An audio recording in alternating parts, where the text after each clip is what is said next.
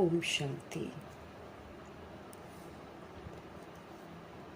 पुराने संस्कारों को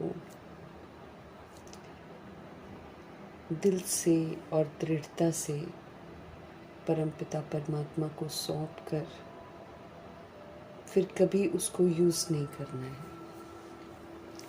इसलिए हमें याद रखना है कि हमने पुराने संस्कारों को बाप के हवाले कर दिया है। अब वो संस्कार जो हैं वो बाप के पास चले गए। एक बार दी हुई चीज़ को दोबारा लेना नहीं है। पुराने संस्कार इमर्ज हों, उसकी सिचुएशंस आएंगी ज़रूर, लेकिन दृढ़ता के साथ मुझे उसे पुनः लौटा देना है, यूज़ नहीं करना है। इस विधि से हम आत्माओं को नए संस्कार धारण करने की समझ देने वाले शिव पिता परमात्मा जी का तहे दिल से धन्यवाद करेंगे। एक बार प्रभु का बनकर कभी भी पुराने संस्कार को नहीं यूज़ करने वाले व्यक्त ब्रह्मा, अव्यक्त ब्रह्मा, गुप्त बड़ी माँ, big brother, great great grandfather का रोल प्ले करने वाली आत्मा ब्रह्मा जी का तहे दिल से धन्यवाद करेंगे। धन्यवाद करते हुए दोनों ज़बरदस्त लाइट्स को हाजिर नाजिर करते हुए मीठे प्यारे शिव पिता परमात्मा के महावाक्य हम उन्हीं से समझेंगे। समझ जो हमें मिल रही है ये पूरे यूनिवर्स में फैले, पूरे वायुमंडल में फैले, पूरे तत्वों में फैले। दिल से दुआ करेंगे।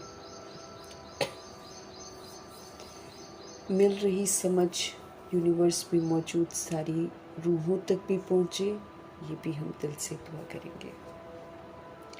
उन आत्मा भाइयों तक पहुँचे जो इस समय वृद्ध शरीरों में हैं, मोह माया की दुनिया में उलझे हुए हैं, वहाँ से उनका बुद्धि का योग हटे और परमपिता परमात्मा जी के साथ लगे।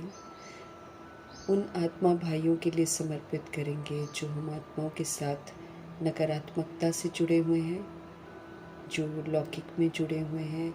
तमाम रूहों का बुद्धि का योग परमपिता परमात्मा जी के साथ लगे। दिल से हम सब दुआ करेंगे। उन आत्मा भाइयों तक प्रभु जी की समझ पहुँचे जो रोज़ शरीर छोड़ रहे हैं और जो उनसे संबंधित आत्माएं हैं, दुखी हैं, अशांत हैं, परेशान हैं, रो रहे हैं, बिलख रहे हैं। सभी आत्मा भाइयों तक मीठे परमपिता परमात्मा की समझ की शक्ति, शांति की शक्ति, पवित्रता की शक्ति सभी तक पहुँचे। दिल से दुआ करेंगे। मीठे प्यारे परमपिता परमात्मा जी की समझ उन रूहों तक पहुँचे जो इस समय गर्भ में प्रवेश कर गए हैं, उन रूहों तक पहुँचे जो हॉस्पिटल में पीड़ित हैं, घरों में पीड़ित अवस्था में हैं, उन रूहों तक पहुँचे जो प्राकृतिक आपदाओं के शिकार हैं, जो दैहिक हिंसाओं के शिकार हैं, उन रूहों तक पहुँचे जो माया के प्रकोप के कारण अलबेली हो गई हैं, तंत्र मंत्र के कारण अलबेली हो गई हैं। उन आत्मा भाइयों तक पहुँचे जो वाम मार्ग में चली गई हैं, जो वाम मार्ग में जाने की तैयारियाँ कर रही हैं। उन आत्मा भाइयों तक पहुँचे जो कुमार कुमारियों के शरीरों में, जो छोटे शरीरों में विराजमान आत्माएं हैं। उन आत्मा भाइयों तक पहुँचे जो अपनी संस्था बनाकर बैठे हैं, खुद भी गुमराह हैं, दूसरों को भी गुमराह कर रहे हैं। फिर भिन्न भिन्न सत्ताओं में जो बटी हुई आत्माएं हैं, उन तमाम रूहों तक प्रभु जी की समझ पहुँचे। भिन्न भिन्न वर्गों की रूहों तक प्रभु जी की समझ पहुँचे, जो दैहिक धर्मों की भिन्नताओं में, मठपंथों की भिन्नताओं में बटी हुई हैं। तमाम आत्माओं तक प्रभु जी की समझ पहुँचे। उन आत्मा भाइयों तक प्रभु जी की समझ पहुँचे जो इस समय वैश्याएँ बन गई हैं, कणिकाएँ बन गई हैं, जो उनसे ऐसे दे के धंधे करवा रहे हैं। उन रूहों तक भी प्रभु जी की समझ पहुँचे। उन आत्मा भाइयों तक प्रभु जी की समझ पहुँचे जो यादव, कौरव, यवन बन गए हैं, भूत प्रेत आत्मा बनकर जो भटक रही हैं आत्माएं। उन आत्मा भाइयों तक प्रभु जी की समझ पहुँचे। तंत्र मंत्र रिद्धि सिद्धियाँ जो कर रही हैं, तांत्रिक जो बन गई हैं, उन आत्मा भाइयों तक प्रभु जी की समझ पहुँचे। जो तरह तरह के जेलों में बंद हैं, दुनिया में कैदी हैं, और जो उन पर कंट्रोल कर रहे हैं, रूल कर रहे हैं, अत्याचार कर रहे हैं, भ्रष्टाचार कर रहे हैं, तमाम रूहों तक प्रभु जी की समझ पहुँचे। उन आत्मा भाइयों तक प्रभु जी की समझ पहुँचे जो जानवर से बदतर जीवन जीने लग गए हैं, ह्यूमन फ्लैश एनिमल फ्लैश खाते भी हैं, उसके धंधे भी करते हैं, अंग तस्करियाँ भी करते हैं, आत्माओं के, मनुष्यों के अंग इधर उधर बेच रहे हैं। ऐसे ही आत्माओं तक प्रभु जी की समझ पहुँचे, आत्माएं पुनः अपने स्वधर्म में लौटें। साहूकारी के नशे में जो धुत है उसके तहत वो अत्याचार भ्रष्टाचार कर रहे हैं, धरती पर अत्याचार कर रहे हैं, प्रकृति को नुकसान पहुंचा रहे हैं। ऐसे आत्मा भाइयों तक भी प्रभु जी की समझ पहुँचे। उन आत्मा भाइयों तक पहुँचे जो फिल्म इंडस्ट्री की सोल्स हैं, जो अंडरवर्ल्ड डॉन्स हैं, जो सीरियल वगैरह में काम करते हैं या गंदगी के गीत बनाते हैं, आत्माओं को गुमराह कर रहे हैं। सभी रूहों तक प्रभु जी की समझ पहुँचे। उन आत्मा भाइयों तक पहुँचे जो अंडरवर्ल्ड डॉन्स बन गए हैं, आतंकवादी बन गए हैं, जो तरह तरह के नशे करते हैं, जो गैंगस्टर्स बन गए हैं। सब तरह के देह अभिमान के नशों से मुक्त होकर सब पर ईश्वरीय नशा चढ़ जाए। दिल से हम सब दुआ करेंगे। उन जगहों तक और उन रूहों तक आत्मा मतलब परमपिता परमात्मा की समझ पहुँचे जो जहाँ अभी तक पहुँची ही नहीं है, और अगर पहुँचती भी है तो रूहें सुनने को ही तैयार नहीं है। ऐसे आत्मा भाइयों तक प्रभु जी की समझ पहुँचे। और फिर हम सभी आत्माएं अपने लिए भी दुआ करेंगे कि हम आत्मिक स्थिति में स्थित होकर परमपिता परमात्मा के महावाक्यों को समझें और उनको हम अपने जीवन में लाएं, अपने आप को कड़ी सज़ाओं से, ड्रामा की सज़ाओं से मुक्त करें। ये दिल से हम सब दुआ करेंगे। इन्हीं दुआओं के साथ हम सब देखेंगे आज हमारे परमपिता परमात्मा हम आत्माओं को किस विधि से आत्म अभिमानी बना रहे हैं। मीठे मीठे बाबा बोले, मीठे बच्चे तुम बाप के पास आए हो, अपनी जीवन हीरे समान बनाओ। हम आत्माएं, परम धाम निवासी आत्माएं बेदाग हीरे थे, अब हम दागों से भर गए हैं। तो प्यारे बाबा हमको समझ दे रहे हैं कि तुम बाप के पास आए हो ताकि तुम अपने जीवन को हीरे जैसा बनाओ। बाप की याद से ही हमारा ऐसा जीवन बनेगा। स्पष्ट कर रहे हैं और हमको समझ भी दे रहे हैं कि हमको क्या क्या याद रखना चाहिए। हमको हमेशा याद रखना चाहिए कि हम ऑलमाइटी गॉड फादर के पास आए हैं और किस लिए आए हैं, ताकि हमारा वर्थ नॉट अ पेनी जीवन जो है वो हीरे जैसा बन जाए, फिर से बेदाग बन जाए।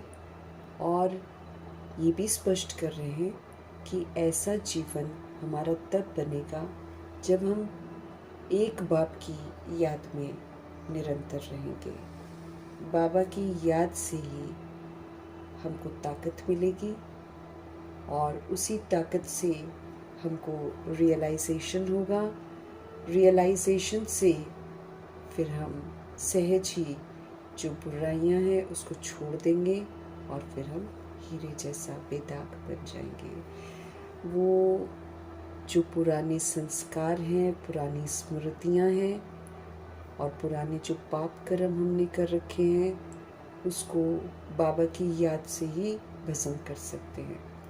ये जो पुरानी स्मृतियां हैं हम अविनाशी आत्माओं के अंदर रिकॉर्डेड हैं। ये करने समय तो हम सब कुछ कर लेते हैं, लेकिन ये स्मृतियां फिर मिटती नहीं हैं, और चूँकि ये मिटती नहीं है तो हम फिर आगे भी बढ़ नहीं सकते हैं। इसलिए परमात्म याद एक बाप की अगर याद रहे, माशूक आशिकी जो होते हैं, आशिक होते हैं, अगर आशिकी वाली याद रहे तब बाबा हमको ये पुरानी स्मृतियों को मर्ज करने में मदद कर सकते हैं, क्योंकि जब तक हम याद नहीं करेंगे हमको मदद भी तो नहीं मिल सकती है। हम हिम्मत नहीं रखेंगे तो बाबा हमारी मदद भी नहीं कर सकते हैं। इसलिए अपने पर ध्यान देना है, याद का चार्ट रखना है। बाबा हमको बार बार बोलते रहते हैं अपनी याद के चार्ट को मेंटेन करके रखो, ताकि आपको समझ में रहे कि आप कितना समय याद करते हो। क्योंकि जब हम याद नहीं करते हैं तो फिर हम पाप कर रहे होते हैं। पाप की फिर 100 गुना 1000 गुना सज़ा फिक्स हो जाती है। इसलिए निरंतर ही याद में रहने का हमको अटेंशन रखना है। याद में रहकर किसी आत्मा से मिलना है, याद में रहते हुए किसी आत्मा से बात करनी है, याद में रहते हुए हमें गृहस्थ के कार्य करने हैं, याद में रहते हुए हमें ऑफिस में जाना है, दफ्तर में रहना है। जैसे हमें शरीर की आइडेंटिटी याद रहती है, ऐसे अब हमें आत्मा परमात्मा का बच्चा हूँ और आत्मा परमात्मा के बच्चे के साथ मैं बात कर रहा हूँ, ये वाली जो स्मृति है ये भी हमारी बिल्कुल नेचुरल हो जानी चाहिए। ये बाबा हमको बार बार समझ देते हैं, क्योंकि जब तक हम ऐसा करेंगे नहीं अपना जीवन हीरे जैसा बनेगा नहीं। तो बाबा हमको स्पष्ट करते रहते हैं कि दैहिक दृष्टि से देखते हुए हम आत्माओं ने अपने पर दाग लगा लिए हैं। इसलिए बार बार मुझे अपने आप को समझाना है कि अगर मैं आत्मा वो नहीं करती हूँ जो बाबा कहते हैं, तो फिर मेरे पर दाग भी लग रहे हैं, घाटा भी हो रहा है, बाबा से मैं दूर भी होती जा रही हूँ और सज़ाएं अलग खाऊंगी, प्रारब्ध अलग मेरी कट जाएगी, घाटा ही घाटा हो जाएगा। तो घाटे और फ़ायदे का भी मुझे बहुत अटेंशन रखना है रोज़, ताकि मैं आत्मा अपने पर रहम करूं। नहीं तो हम तो बेरहमी करते हैं ना, क्योंकि सज़ाएं घनी मिलेंगी हमको। तो बेदाग हीरा हमको बनना है, जीवन को हीरे समान बनाना है। हमारे जीवन में भी कोई दाग ना रह जाए। जब हम दैहिक व्यवहार करते हैं तो दाग लग जाता है, क्योंकि हमको समझ में नहीं आता है। दादी भी समझा रहे थे एक दिन कि दूसरा हमें दुख देता है ये हमको बड़ी जल्दी पता चल जाता है, लेकिन हमारे व्यवहार से किसी को दुख मिल गया इसका एहसास हमको बहुत कम होता है, तो मालूम ही नहीं होता है। तो जब कभी हम बॉडी कॉन्शियस होकर किसी के साथ व्यवहार करते हैं, हम दुख देने के निमित्त बन जाते हैं। इसलिए हमको सोल कॉन्शियस होकर सोल को देखना है और सोल के साथ व्यवहार करना है। ये बहुत अटेंशन रखना है। बाबा कहते हैं कि जब भी आप किसी से बात करते हैं, मिलते हैं, तो ये स्मृति से विस्मृत कभी नहीं होना है कि मैं आत्मा परमात्मा का बच्चा दूसरी आत्मा परमात्मा के बच्चे से बात कर रहा हूँ। ये नहीं भूलना चाहिए। बस ये नहीं भूलेगा तो बाबा कहते फिर तुम्हारी जो मैनर्स होंगे ना, तुम्हारी जो तहजीब होगी वो अच्छी होगी, फिर हम ब्राह्मण कल्चर यूज़ कर सकेंगे। धीरे बोलेंगे, पहले की तरह तू तड़ा करके सब कुछ नहीं बोलेंगे, है ना। धीरे बोलेंगे। बाबा कहते हैं फिर मीठा बोलो, ताकि तुम किसी को दुख न दो, क्योंकि दुख दिया मेरा हिसाब किताब बन गया।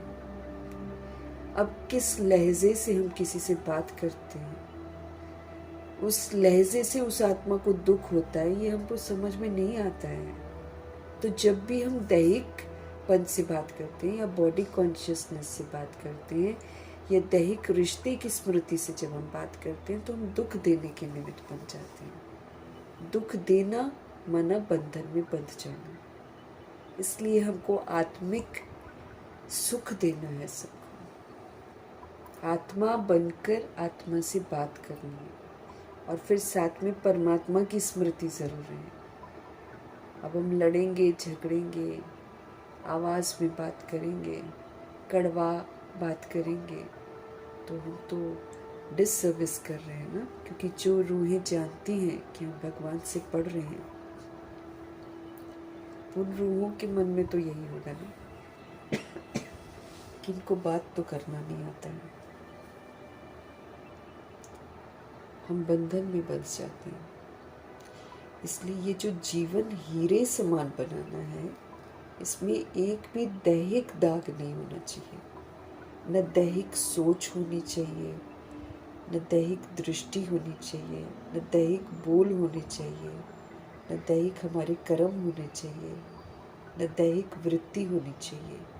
दैहिक वृत्ति में ये है, मेल है, फीमेल है, मेरा भाई है, मेरी बहन है, वो पड़ोसी है, वो ऐसा है, ऐसा वाला फीलिंग हमारे अंदर आता है दैहिक में। आत्मिक में ये भी मेरा आत्मा भाई, वो भी मेरा आत्मा भाई, हम सभी एक ही घर के रहने वाले, एक ही परमात्मा के बच्चे हैं। तो जब अपना भाई है तो बहुत सारी बातें, हम पूर्वज हैं, इसलिए हमको बहुत सारी बातों को समाना पड़ेगा, सहन करना पड़ेगा, खुशी खुशी, है ना, आत्मा का कर रहे हैं ना, तो सहन भी करना पड़ेगा, समेटना भी पड़ेगा। हमको उस रूह को परखना भी पड़ेगा कि उसको क्या चाहिए। हमको परखना है क्या चाहिए इसको शांति चाहिए, इसको सहनशीलता का सहयोग चाहिए। फिर उसी प्रमाण बाबा कहते तुमको डिसाइड करके उसको देना भी होगा। फिर वो कितना भी मेरे साथ बैठ करेगा, मुझे सामना करने की शक्ति होनी चाहिए कि मैं उस बुराई के अनुसार रिएक्ट रिजेक्ट ना करूं। मैं साक्षी दृष्टा होकर उसको अच्छा सहयोग दूं। और फिर ये सारी पावर्स जब हमारे पास होगी, कल भी बाबा ने अव्यक्त इशारे में बोला ना, अगर तुम सर्वशक्तिवान, मास्टर सर्वशक्तिवान की स्टेज में स्थित हो जाओगे तो आत्माएं परवानों की तरह आएंगी। क्यों? क्योंकि हमने विस्तार को सार कर दिया, हमने बातों को संभाल लिया, समेट लिया, सहन कर लिया, उनको इसका सहयोग दिया, उनको परखा, उनको जो चाहिए उसका सहयोग दिया। उन्होंने जो बुरा किया मैंने उसका सामना किया, नहीं यूज़ किया बुराई को, रिएक्ट नहीं किया, रिजेक्ट नहीं किया। फिर उसे जिस चीज़ का सहयोग चाहिए मैंने उसको सहयोग दिया, तो अपने आप रूहें प्रभु की बन जाएंगी। जीवन हीरे समान बनाना मतलब बेदाग बनाना।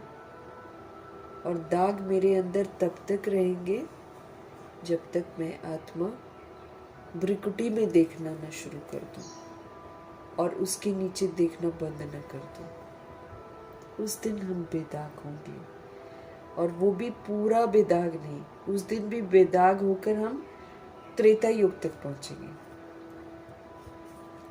चंचल नहीं होंगी मेरी आंखें, चंचल नहीं होंगे मेरे कान, चंचल नहीं होगा मेरा मुख।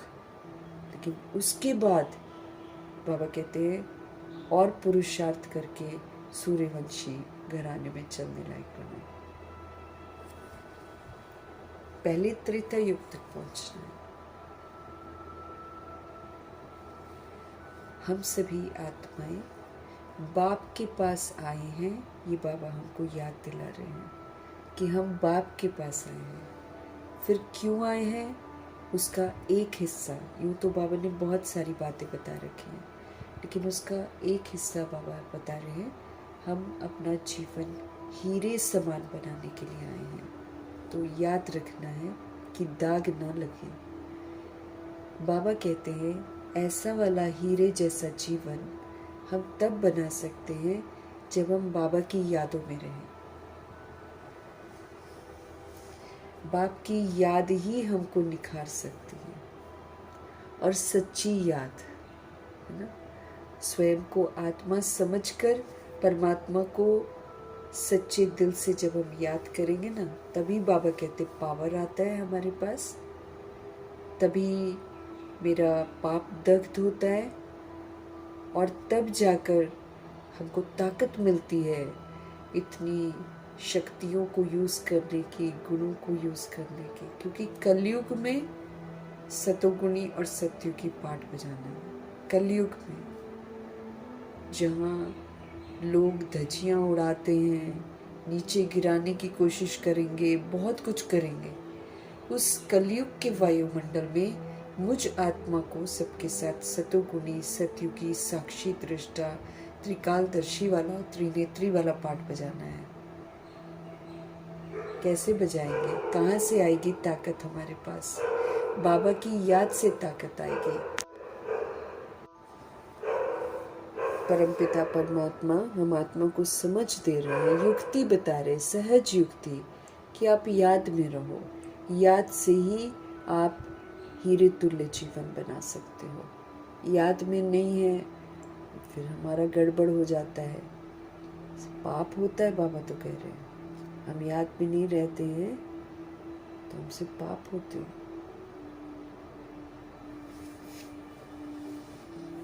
प्रश्न है आज का, नई दुनिया में ऊंच मर्तबे के लिए कौन सा एक मुख्य पुरुषार्थ करना है? नई दुनिया में हमको जाना है अगर, और अगर हम चाहना रखते हैं कि हम नारायण जी के घराने में आए, वही तो ऊंच मर्तबा है ना, उससे ऊंचा तो कुछ नहीं है। नारायण जी के घराने में आए, ऊंच मर्तबा पाए, उसके लिए फिर हमको कौन सा मेन पुरुषार्थ करना है? उत्तर है परमपिता परमात्मा का। बाबा कहते हैं, मीठे बच्चे, जिन पुराने संबंधियों ने इतना दुखी किया, अब उनके मोह जाल से बुद्धि को निकाल एक मुझे याद करो।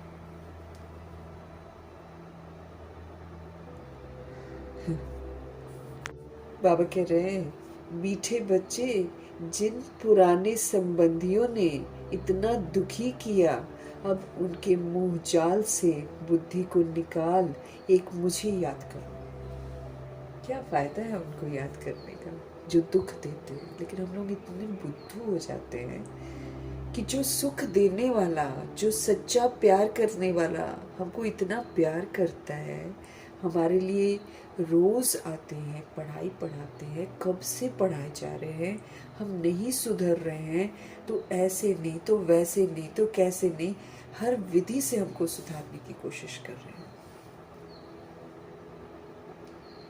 इनके जैसा हमको कोई प्यार ही नहीं करेगा, इनके जैसा हमारा कोई ख्याल ही नहीं करेगा। यही मेरा साथी, यही मेरा सर्व संबंधी, यही मेरा सब कुछ।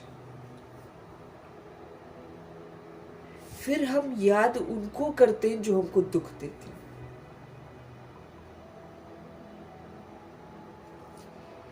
जिन पुराने संबंधियों ने इतना दुखी किया, अब उनके मोह जाल से अपनी बुद्धि को निकालो और मुझ एक बाप को याद करो। उनके साथ रहते भी मन को तुम मेरे में लगाओ। अब कई लोग साथ भी रहते हैं, बाबा कहते हैं उनके साथ रहते भी मन को मेरे में लगाओ, मन मना भव का मंत्र सदा याद रखो, तो तुम नई दुनिया में ऊंच मर्तबा पाएंगे।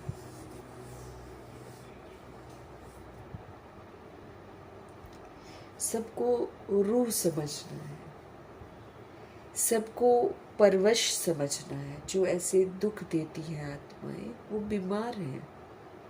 और बाबा सबसे ज़्यादा हमको ये बात समझाते हैं कि जीवन में कभी भी आपके नेगेटिव होता है ना, तो उसको पॉजिटिव में करके उसको ख़त्म कर दो हमेशा के लिए। ये जो आत्माएं दुख देती हैं, ये चाहे दुख देती हों, लेकिन एक काम बहुत अच्छा करती हैं। ये हम आत्माओं का बुद्धि का योग परमात्मा की तरफ लगवा देती हैं। क्योंकि जब इंसान थक जाता है ऐसी आत्माओं से, तो वो अपना बुद्धि का योग परमपिता परमात्मा के साथ लगाता है।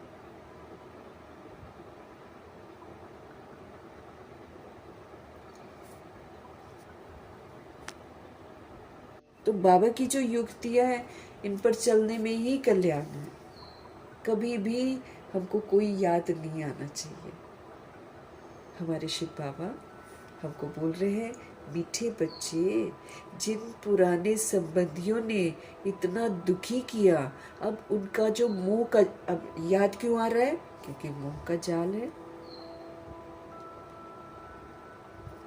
उनके मोह जाल से बुद्धि को निकाल, एक मुझे याद करो।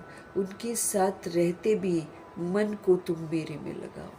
अब रिश्ते भी अगर सपोज करो है तो क्या करते हैं, अगर बच्चे देखो शादी करना नहीं चाहते हैं ना, तो शरीर के माँ बाप कैसे फोर्स करते हैं, मारते हैं, जबरदस्ती उसको कहीं ना कहीं बिठा देते हैं, वगैरह वगैरह करते हैं ना। तो क्या कर रहे हो उनको भी नहीं मालूम एक्चुअली, लेकिन देते तो दुख ही है। विकारी हथियाला जितना भी बांधते हैं वो दुख का हथियाला बांधते हैं। खुद भी अपनी जिंदगी से हर इंसान तंग रहता है, परेशान रहता है, दुखी होता है, लेकिन फिर जो है रिश्तों के चाहे बच्चों के हथियाले बंधवाते हैं। तो क्या कर रहे हैं संबंधी, दुखी तो दे रहे हैं ना।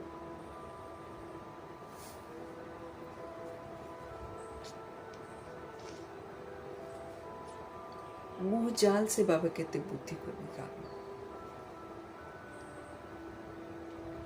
अब तुम मुझ एक को याद करो। उनके साथ रहते भी मन को तुम मेरे में लगाओ। अब कईयों को तो घर से नहीं निकल पाते हैं, चलो हम लोग तो अलग हो गए, लेकिन कई है कि नहीं निकल पाते हैं। अब घर वाले तंग भी करते हैं, परेशान भी करते हैं। बाबा कहते हैं उनके साथ रहते हुए तुम मन को मेरे में लगा लो। अच्छा है ना, अगर कोई अच्छा बिहेव करता रहेगा तो फिर हमारा तो मन उसी के साथ लगा रहेगा। अच्छा है, मन हट जाए सब तरफ से और एक प्रभु पे लग जाए। मन मना भव का मंत्र, मन को मुझे प्रभु में लगाना है। ये जो मंत्र है ना, ये बाबा कहते सदा आप याद रखो तो तुम नई दुनिया में ऊंच मर्तबा पालोगे, क्योंकि तभी तो पुरुषार्थ करेंगे। जब तक हमको देह के रिश्ते याद आते हैं ना, तो हमारा आधा दिमाग तो उन्हीं की इच्छाएं पूरी करने में लगा रहता है। जब हम बुद्धि का योग वहां से हटाएंगे तब तो हम क्वालिफाई करेंगे, तब तो पढ़ाई में पूरा ध्यान रहेगा, तब तो याद में पूरा ध्यान रहेगा, तब तो हम नई दुनिया में ऊंच मर्तबा पाएंगे। पुराने से बुद्धि का योग हमको हटाना है। गीत है, तूने रात गवाई सो के, दिवस गवाया खाकर, है ना। हीरे जैसा अनमोल जीवन, ऐसे ही लिखा, कौड़ी बदले गवाए। कौड़ियों के पीछे मतलब अगर हम कलयुग के कुछ भी चाहनाओं के पीछे भाग रहे हैं तो ये कौड़ी मिसल है, कहाँ गोल्डन एज और कहाँ आयरन एज है ना। तो बाबा जब आते हैं तो होता ही समाप्ति का समय है, और इतना सारा होमवर्क, ये जो पुराने टेढ़े बांके संस्कार हैं, ये जो देह का भान और अभिमान है, ये कितना गहरा है, इसको खत्म करने में कितनी ताकत चाहिए। तो उसी के लिए तो हमको टाइम मिला हुआ है।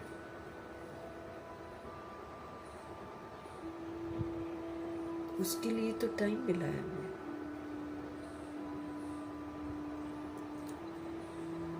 इसलिए बाबा अब हमको बोल रहे हैं कि भाई ये हमारे लिए गीत बना है भक्ति मार्ग में।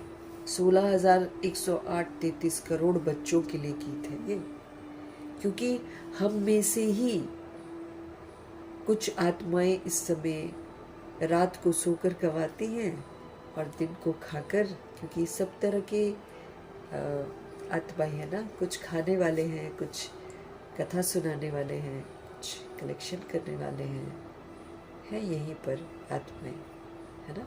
तो बहुत कम है जो ब्रह्मा जी, सरस्वती और दादियों जैसे हैं।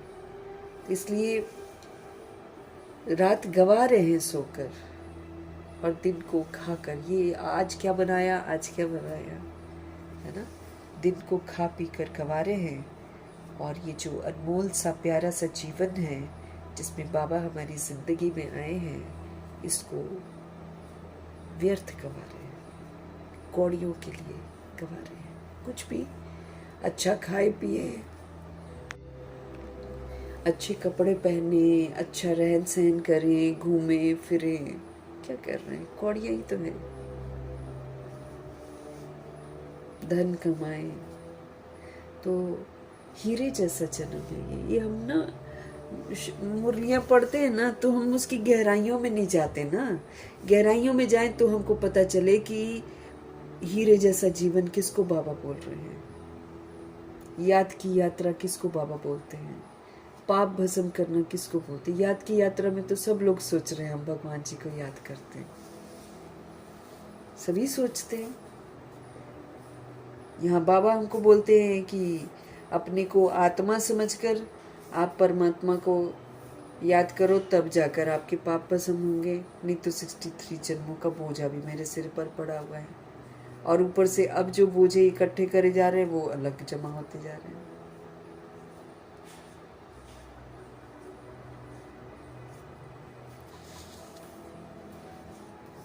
है ना? तो गहराइयों को समझना, मेरे पास होमवर्क कितना है। एकदम आत्म अभिमानी बन जाना, देह का नाम रूप भी भूल जाए, है ना? मतलब जैसे अभी हम लोग बॉडी कॉन्शियस है ना, आत्मा वाला चीज जो है बहुत कम याद रहता है। अब बाबा कहते हैं ऐसे ही निमित्त मात्र बॉडी से पार्ट बजा रहे हैं, बाकी सारा आत्मा का कॉन्शियसनेस हमारे अंदर रहना चाहिए। तो अब हमको रात सोकर नहीं गंवानी है और दिन खा पी कर नहीं गंवाना है। नहीं तो दुनिया में देखो क्या होता है, सुबह सुबह बनाओ खाओ, फिर दोपहर में क्या बनाएंगे उसकी तैयारी, फिर रात में क्या बनाएंगे उसकी तैयारी। कितना बेकार जीवन है। खाओ पियो खाओ पियो खाओ पियो खाओ और बस सो जाओ, ये तो फिर गड़बड़ हो जाता है ना। ओम शांति। जैसे बच्चों को सभी शास्त्रों का सार समझाते हैं, वैसे ये जो गीत हैं उनका भी सार तुमको समझाते हैं। ये इसमें मुरली में गीत है ना, वही प्ले हो गया था। तो बाबा कहते मैं इसका सार समझाता हूँ। वही सबका रूहानी बाप है। बाबा बार बार हमको समझ देते हैं, तुम रूह हो और तुम्हारा बाप मैं हूं, तुम बॉडी नहीं हो।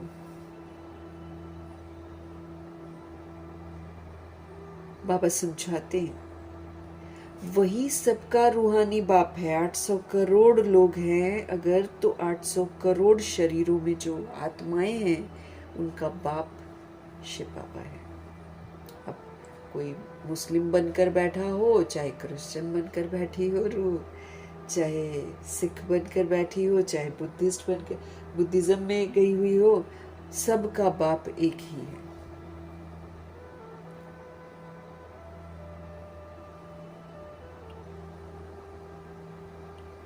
है ना?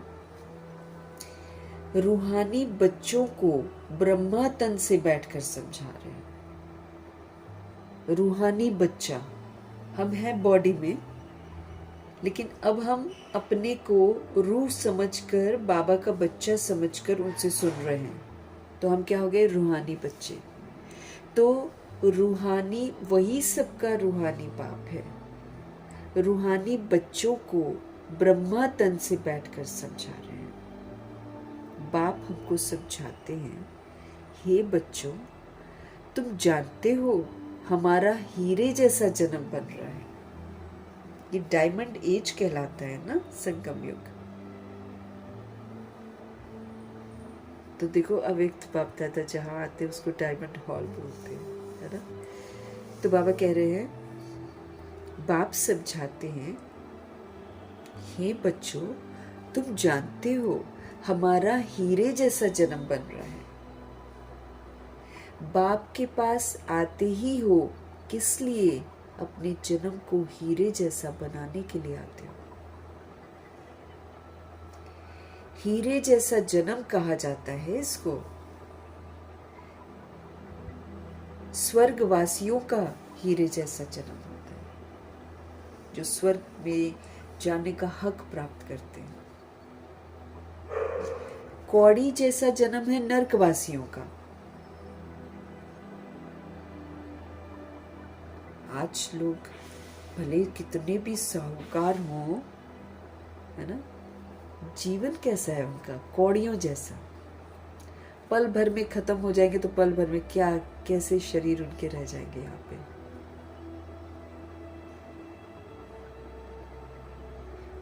स्वर्गवासियों का कहा जाता है हीरे जैसा जन्म, कौड़ी जैसा जन्म तो नरकवासियों का है।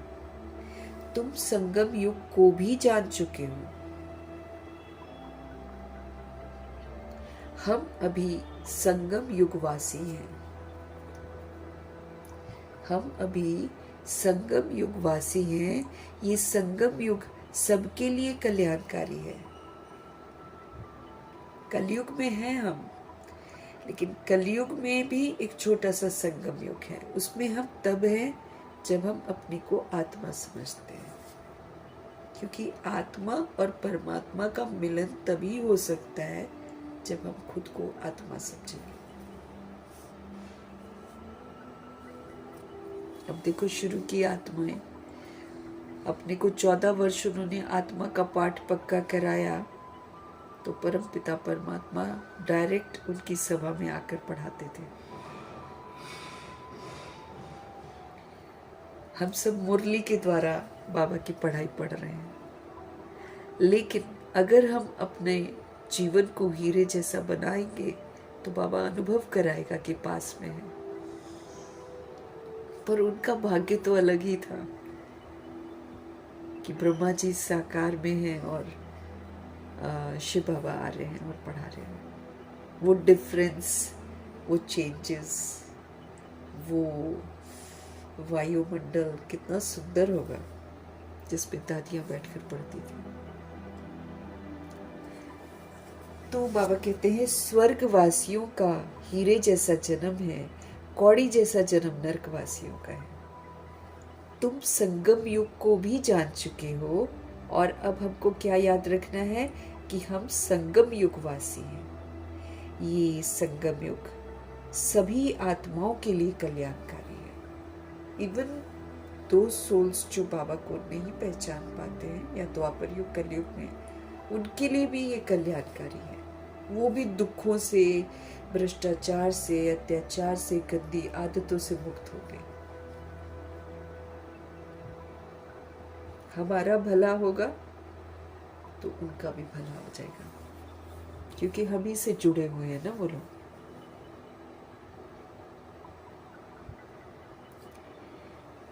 तो ये संगम युग जब बाबा आते हैं, जब आत्मा और परमात्मा का मिलन होता है, तो ये बड़ा कल्याणकारी युग है। बाबा बोलते हैं ना, तुम अपने को आत्मा समझते हो तो तुम मेरी छत्र छाया में हो।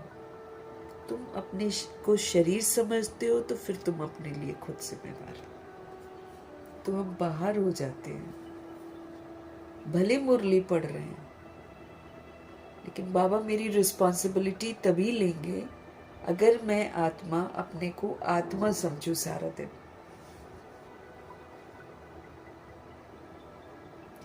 जैसे हम लोग बोल देते ना ज्ञान में चल रहे हैं, है ना, या फिर कोई बोल दे कि ये ज्ञानी है चाहे कुछ है। भगवान कहते हैं जो सारा दिन आत्म अभिमानी होकर रहता है वही ज्ञानी है, बाकी सारे अज्ञानी की लिस्ट में आएंगे। जो सारा दिन आत्म अभिमानी होकर रहता है वही ज्ञानी है। आत्म अभिमानी होकर रहना मतलब अपने को शुद्ध अभिमान में रखना कि आत्मा परमात्मा का बच्चा हूँ, और सभी रूहों को भी आत्मा परमात्मा का बच्चा के रूप में देखना, और फिर सतोगुणी और सतयुगी पाठ हो जाना। दैट इज आत्म अभिमानी आत्मा। वही ज्ञानी है, क्योंकि ज्ञान यही सिखा रहे हैं।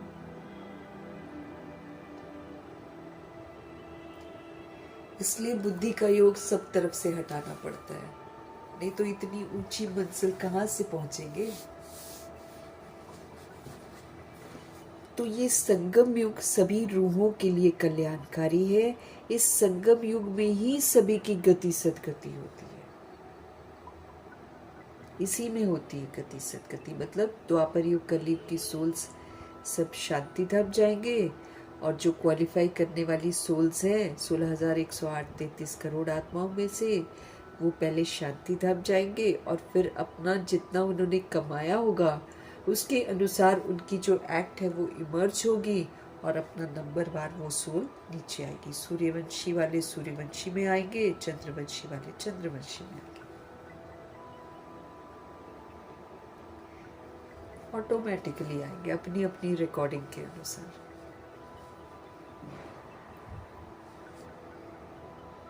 तो बाबा समझ दे रहे हैं कि ये संगम युग में ही सभी रूहों की गति सदगति होती है। कौन करते हैं? परम धाम से आने वाला मुसाफिर शिव बाबा। वो मुसाफिर है ना, तुम मुसाफिर नहीं हो। बाबा कहते हैं तुम तो आकर जाते ही नहीं हो। बाबा हमारा मुसाफिर है संगम युग में। आते हैं मुरली सुनाते हैं चले जाते हैं, आते हैं मुरली सुनाते चले जाते हैं। जब मन करता है आते हैं, जब मन करता है जाते हैं। किसी के कहने से न रुकते हैं न सुनते हैं, न ब्रह्मा जी की भी नहीं सुनते और न ब्रह्मा जी कुछ कहते हैं उनको।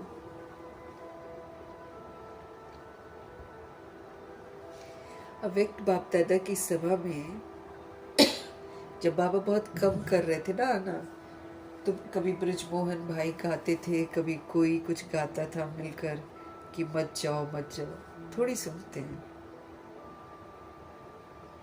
निकल जाते हैं जब निकलना होता है। शिव तो पहले ही निकल जाते हैं, ब्रह्मा जी फिर चले जाते हैं। शिव बाबा को तो कोई बांध नहीं सकता ना, क्योंकि जब तक दादियां स्टेज में जाती हैं शिव बाबा चले जाते हैं, तो ब्रह्मा जी से मुलाकात होती है ना। बाबा कहते हैं परम धाम से आने वाला मुसाफिर हूं मैं,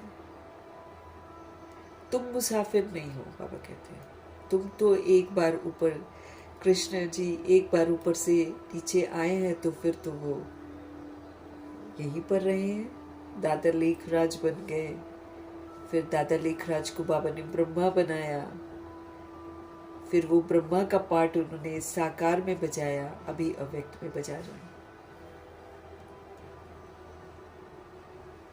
अभी भी घर वापस नहीं गए हैं, सूक्ष्म वतन में। वहां से हम सभी आत्माओं को लेकर जाएंगे, इसलिए वेट कर रहे हैं। लेकिन हमको वहां तक पहुंचना है, सूक्ष्म वतन तक। उसके लिए हमको पूरा संगम युग में बाबा ने क्या बोला, कर्म योगी फरिश्ता बनना है।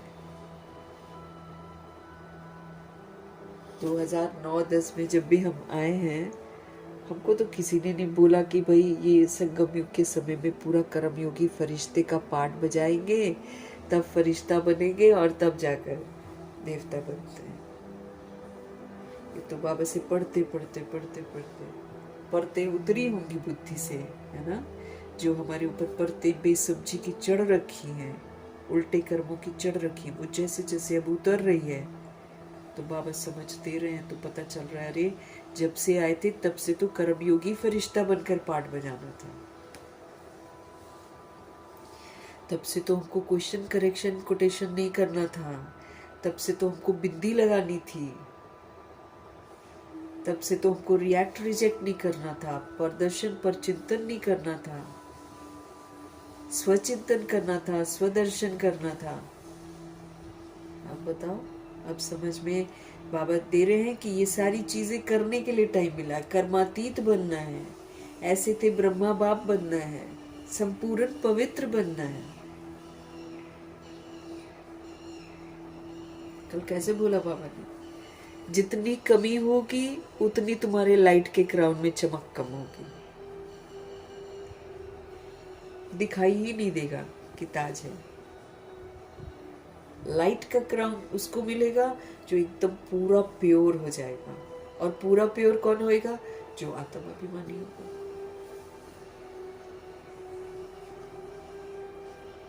अंतर्मुखी होकर पुरुषार्थ करने का है। खाली मुरली को एक बार पढ़ लेंगे ऊपर ऊपर से, बस चलो जी हम 8 बजे तक ख़त्म करो, 8 बजे तक नहीं होता भाई। तो अगर हमको सज़ा से बचना है तो हमको बाबा से समझना बहुत ज़रूरी है, नहीं तो कल को हक्के बक्के रह जाएंगे जब सज़ा मिलेगी। धर्म राज्य जब दिखाएंगे तो हम हक्के बक्के रह जाएंगे कि ये तो मुझे समझ में नहीं आया था, ये तो मैंने समझा ही नहीं।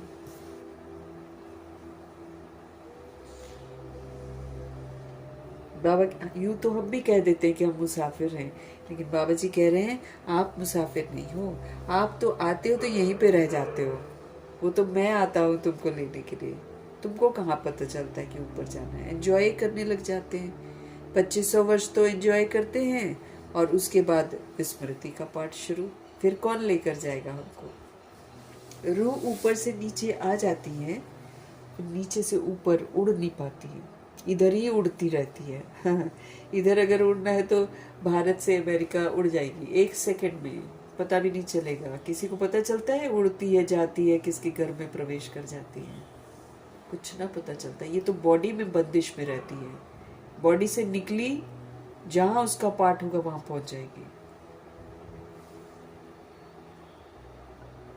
उसके लिए फिर उसको टिकट बुक नहीं करवानी है, कुछ नहीं करना है, कहीं भी जाएगी। भारत में किसी भी कोने में जा सकती है और विदेश के किसी भी कोने में जा सकती है अगर उसका वहां पर पार्ट होगा,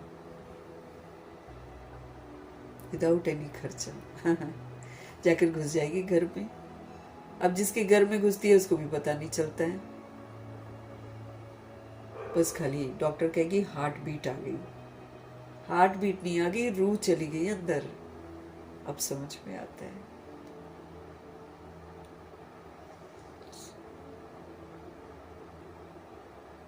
वो भी तीसरे चौथे महीने में प्रवेश करती है। तुम मुसाफिर नहीं हो, बाबा कहते हैं, तुम तो आकर जाते ही नहीं हो। बाप कहते हैं मैं पुरानी दुनिया में आकर फिर लौट जाता हूँ, मैं यहाँ नहीं रुकता हूँ। आता मैं पुरानी दुनिया में हूँ, क्योंकि पुरानों को ही तो ठीक करते बाबा। पुरानी दुनिया में आता हूँ, है ना, लेकिन मैं आकर फिर लौट भी जाता हूँ। कभी 1 घंटे के लिए आ गए, कभी रात को 2 बजे आ गए, मतलब डिपेंड करता है। बाबा का मन है भाई अपना। है कि नहीं, उनका अपना मन है, फ्री है वो, हमारी तरह बंदिशों में नहीं है। बच्चे जानते हैं ये सेवा करने वाला सिर्फ एक मुसाफिर है बस, जो आकर हम बच्चों की बड़ी सेवा करते हैं। दादियों को नशा था, ब्रह्मा जी को नशा था, मम्मा को नशा था। हम में से चढ़ता नहीं है ना, इसलिए बाबा को नशा चढ़ाना पड़ता है।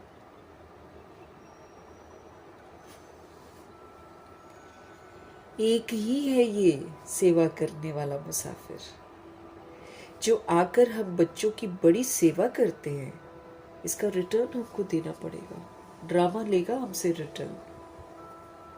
अव्यक्त बाप दादा बोलते हैं बच्चे तुम जितना देर लगा रहे हो ना अपने आप में परिवर्तन करने में, उसका हिसाब ड्रामा रख रहा है। उसका हिसाब लेगा वो कि तूने इतने अच्छे बाप से इतनी मेहनत करवाई, उसकी सजा देता है वो।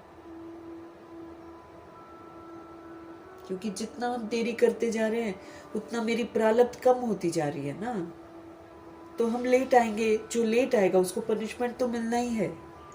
जो 111 में आएगा उसको पनिशमेंट नहीं मिलता है, बाकियों को तो सबको मिलेगा नंबर बार।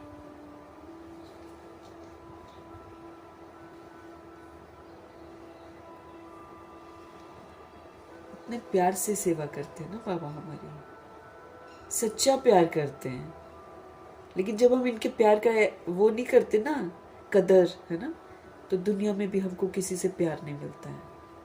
देख लो, हर रूह चाहती है वहां से मुझे ये मिलेगा, वहां से जितना भी कोई किसी के लिए कर ले आपको प्यार नहीं मिलेगा।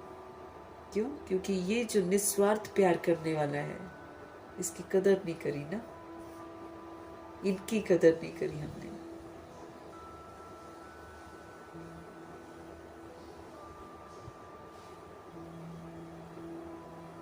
जो भगवान की कदर करता है उसको फिर सब प्यार करते हैं।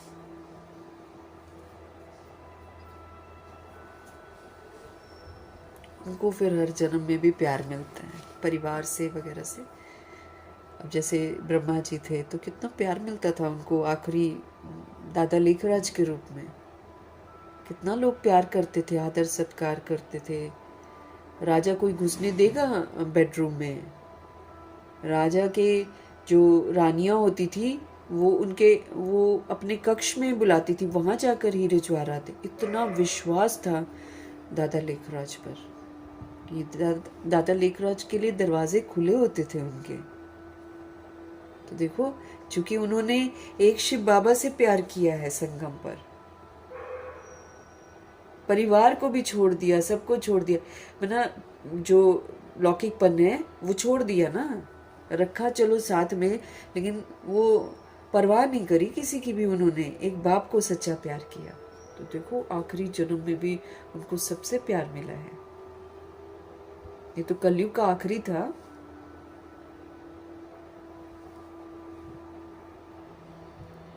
ये तो जब ब्रह्मा बने हैं तब लोग विरोधी हुए। As long as he was Dada Lekhraj, तब तक तो सारे लोग उनको बहुत रिस्पेक्ट और रिगार्ड, इवन राजा लोग वेट करते थे कि दादा लेखराज आएंगे तो पार्टी शुरू होगी। इतना रिगार्ड था। क्यों? क्योंकि संगम पर प्रभु से प्यार करने वाली आत्मा है ब्रह्मा जी की आत्मा।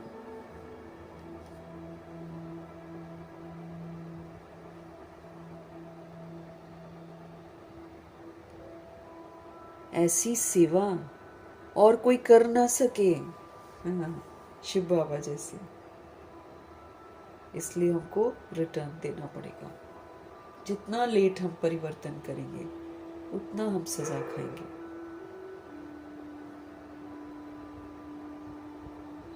कईयों को साथ साथ मिलती है, कईयों को बाद में मिलती है। सेवा के लिए ही पुकारते हैं कि आकर हम पतितों की सेवा करो। पुकारते भी हैं, बाबा कहते भगत बनकर, और फिर जब बाबा आते हैं तो पावन भी नहीं बनते। बाप भी कहते हैं हम बच्चों की सेवा में आए हैं क्योंकि बच्चे बहुत दुखी हैं। जान भी रहे हैं बाबा, हम लोग भी कितने दुखी भी होते हैं, फिर देखो रिश्तों के पीछे ही पड़े रहते हैं।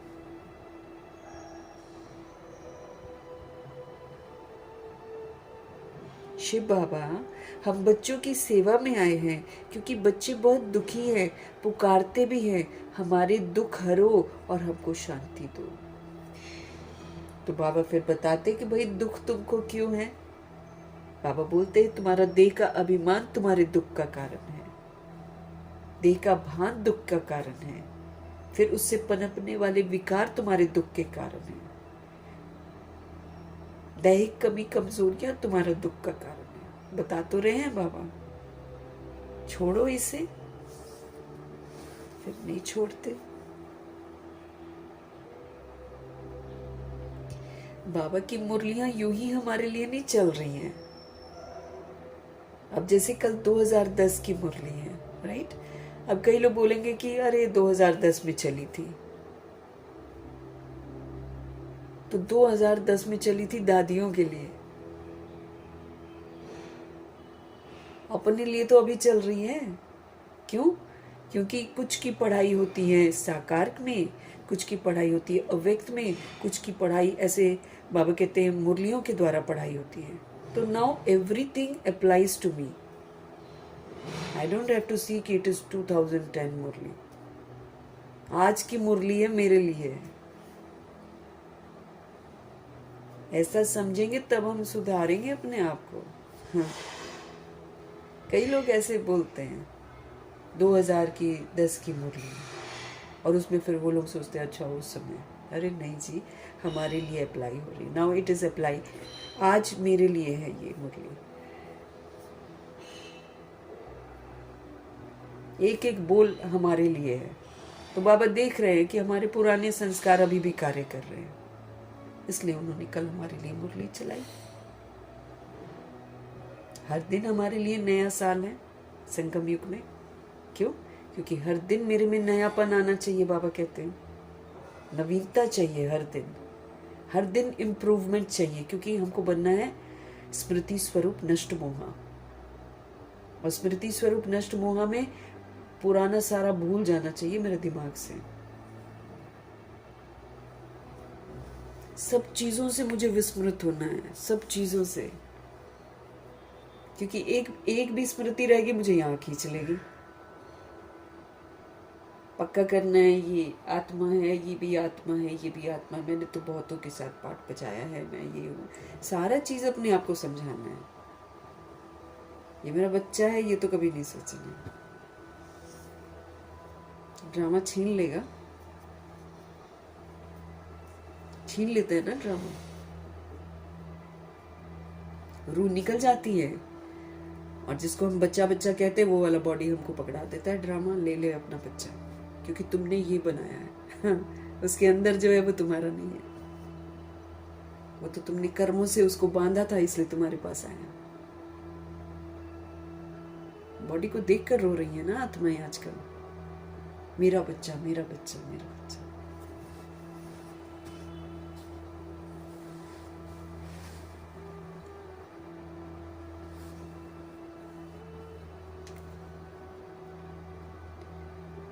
हम बच्चों की सेवा में आए हैं, बाबा कहते, क्योंकि बच्चे बहुत दुखी हैं, पुकारते भी हमारे दुख हरो और शांति दो।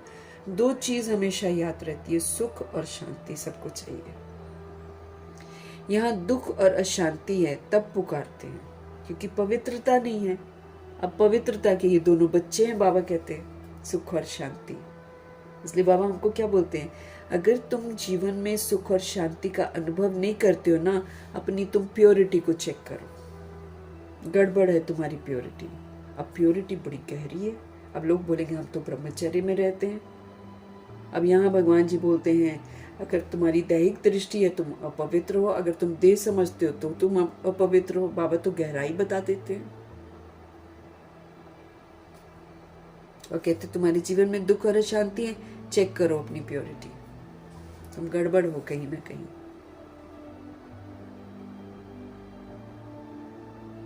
यहाँ दुख और अशांति है तब पुकारते हैं, बाप ही आकर सारा राज सृष्टि चक्र का बच्चों को समझाते हैं, क्योंकि सिर्फ उन्हीं को मालूम है सब कुछ। वो पुनर्जन्म रहित हैं।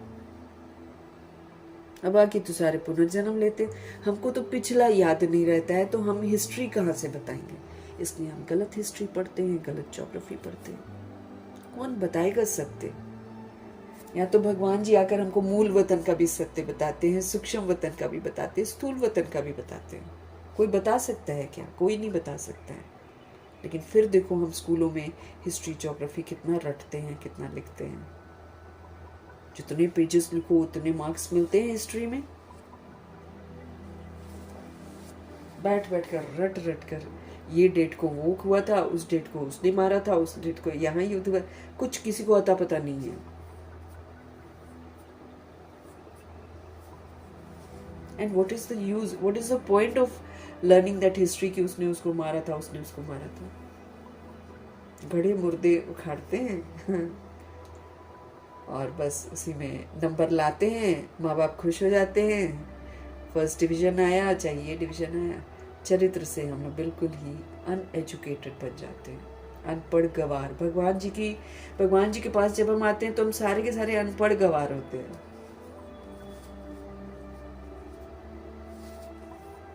पुट्ठे काम कर रहे होते हैं, उठना बैठना कुछ आता नहीं है, खाना पीना कुछ आता नहीं है, अनपढ़ गवार। तहजीब तो अब सिखा रहे हैं बाबा हमको, ABCD से शुरू किया है उन्होंने। इसलिए यहाँ पाठशाला भी है, इसको खुदाई स्कूल भी बोलते हैं, इसको कॉलेज भी बोलते हैं, इसको यूनिवर्सिटी भी बोलते हैं, इसको हॉस्पिटल भी बोलते हैं।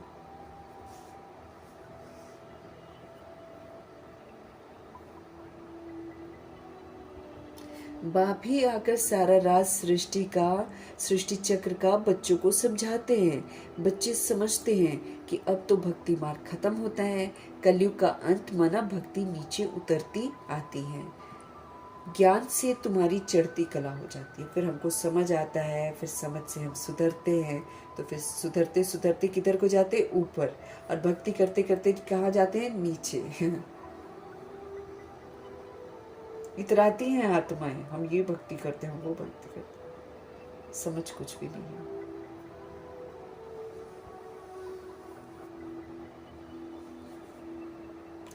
तो कलयुग का अंत माना भक्ति नीचे उतरती आती है, ज्ञान से तुम्हारी चढ़ती कला हो जाती है, तुम ऊंचते ऊंच मर्तबा पा लेते हो, फिर वो प्रारब्ध का सुख कम होता जाता है। फिर प्रारब्ध जैसे ब्रह्मा जी, सरस्वती जी, ये लक्ष्मी नारायण बनते हैं, तो इनकी प्रारब्ध फिर जैसे जैसे ये 8 जन्म लेते हैं वहां पर, तो धीरे धीरे कम हो जाती है ना।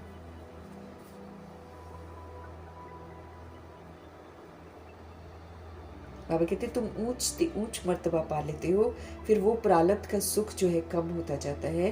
भक्ति तो भारत में जितनी होती है उतनी और कहीं भी नहीं होती है। आधा कल्प भक्ति चलती है। जब से द्वापर शुरू होता है और दूसरे धर्म स्थापन होना शुरू होते हैं, तब से भक्ति शुरू हो जाती है। भक्ति भी पहले बहुत अच्छी होती है, ब्रह्मा जी ये शुरू करते हैं तो बहुत अच्छी होती है। एक शिव की पूजा करते हैं बस। जैसे स्वर्ग पहले बहुत अच्छा होता है ना, फिर आहिस्ते आहिस्ते कला कम हो जाती है। आज भक्ति गड़बड़ हो गई है, आज तो भूत पूजा भी है, आज तो बहुत छल कपट है भक्ति में।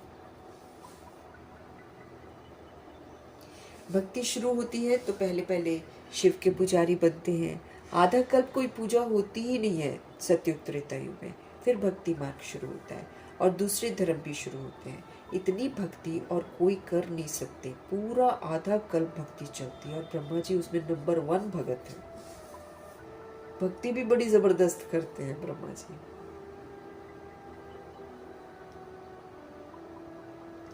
वो भूत प्रेत वगैरह इन सबको नहीं मानते, लेकिन वो नारायण जी या जितने गुरु ग्रंथ साहिब पढ़ लिया, फिर वो गीता पढ़ ली, इस तरह।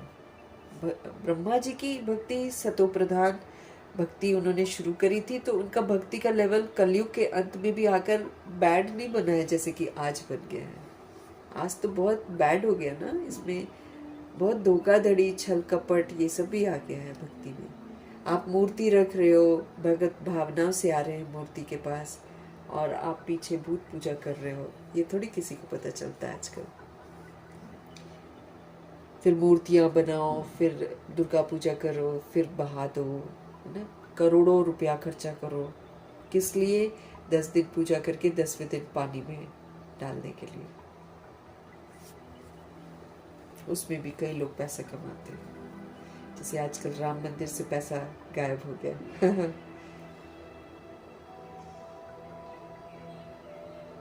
पहले तो चलो मोहम्मद गजनी आया था लूटने, यहाँ तो अपने ही लूट रहे हैं।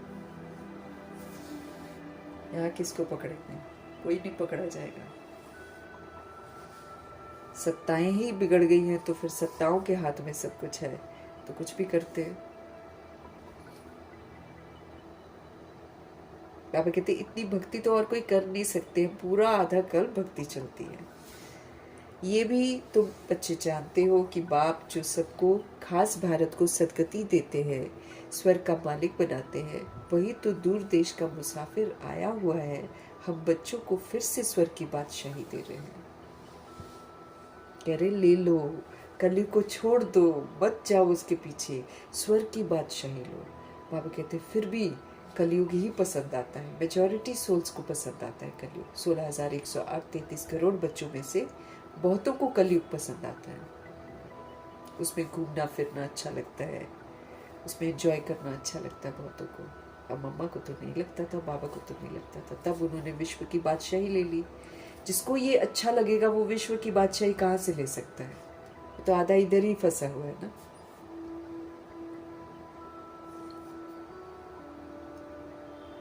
हम बच्चों को फिर से स्वर्ग की बादशाही देने आए हैं। वर्षा भी कितना जबरदस्त है बाबा का, परंतु एक भी बात किसकी बुद्धि में बैठती नहीं है। बस यूं ही हम आ गए हैं, हम मुरली पढ़ रहे हैं, हम स्वर्ग में जाएंगे, हम फरिश्ते बन जाएंगे। यहाँ अब पता चल रहा है कितनी गहराई है, कितनी गहराई है। कर्मयोगी फरिश्ता बनना ये कोई मासी के घर तो है नहीं, ना मासी के घर तो आराम से चले जाते हैं। ये इजी तो है ही नहीं है ब्रह्मा जी की तरह बनना। ब्रह्मा जी की रॉयल्टी, उनकी रियलिटी, उनका इतना क्या बोले अद्भुत पाठ है उनका। तो ऐसे थे ब्रह्मा बाबा भी। जब हम लोग पढ़ते हैं तो वो सारी खूबियां हमारे अंदर आ जाए। फिर कर्म योगी फरिश्ता कैसे वो बने हैं, वो भी पूरा उनका अपना पाठ है ब्रह्मा जी का साकार में।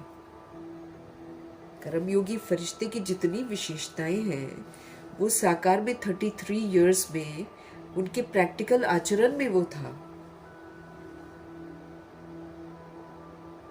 तब वो फरिश्ते बने। कर्मातीत ब्रह्मा जी बने हैं। संपूर्ण पवित्रता की जो किताब है उसमें जितनी पवित्रता है वो सारी की सारी ब्रह्मा जी में थी, साकार ब्रह्मा में। इसलिए उनको जबरदस्त वर्षा देते हैं बाबा। वो तो छोड़ दो, अपने पास रख रहे हैं। देखो सूक्ष्म वतन में रहने का हक है ना, फिर बाबा उनसे मुलाकात करते रहते हैं, रूरियान करते रहते हैं। कितना बड़ा भाग्य है। भगवान ऑलमाइटी अथॉरिटी, उनके समीप रहना कितना। और ब्रह्मा जी तो मैरिड लाइफ, दादा लेखराज तो मैरिड थे, बच्चे भी थे।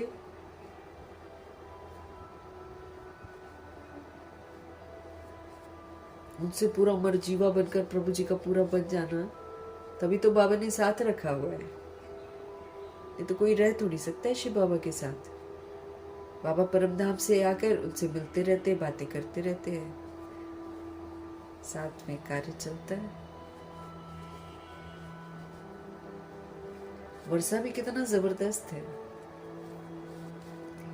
परंतु एक भी बात किसकी बुद्धि में नहीं बैठती है, क्योंकि ये नहीं समझ में आ रहा है कि ये जो कर्मातीत है बनना है, ये जो ऐसे थे ब्रह्मा बाप है, जो संपूर्ण पवित्रता है, कर्मयोगी फरिश्ता है, ये मेरे प्रैक्टिकल आचरण में आना चाहिए, तब मिलेगा वर्षा, नहीं तो नहीं मिलेगा।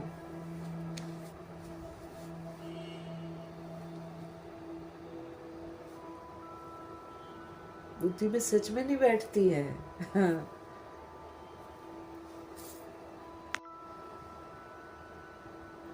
भारत में भक्ति कितनी करते हैं, कितने मंदिर हैं भारत खंड में, तो ढेर मंदिर हैं।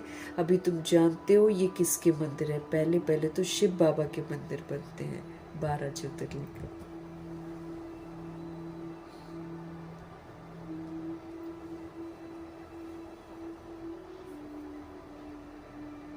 शिव के मंदिर, क्योंकि उनके कर्तव्यों के आधार से हैं सारे जो मंदिर है ना, उनके कर्तव्यों के आधार से है।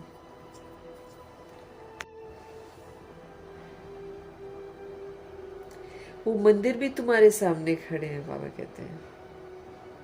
अभी तुम जानते हो कि ये किसके मंदिर हैं। पहले पहले तो शिव बाबा का मंदिर बनता है, फिर बनते हैं देवताओं के।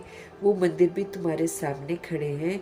एक तरफ शिव बाबा की पूजा करते रहते हैं, दूसरी तरफ शिव बाबा तुमको पूज्य बना रहे हैं ना। जब ये मधुबन जो है, बाबा क्या बोलते हैं, ये चैतन्य दिलवाड़ा मंदिर है और यहाँ पर रूहें पुरुषार्थ करती हैं।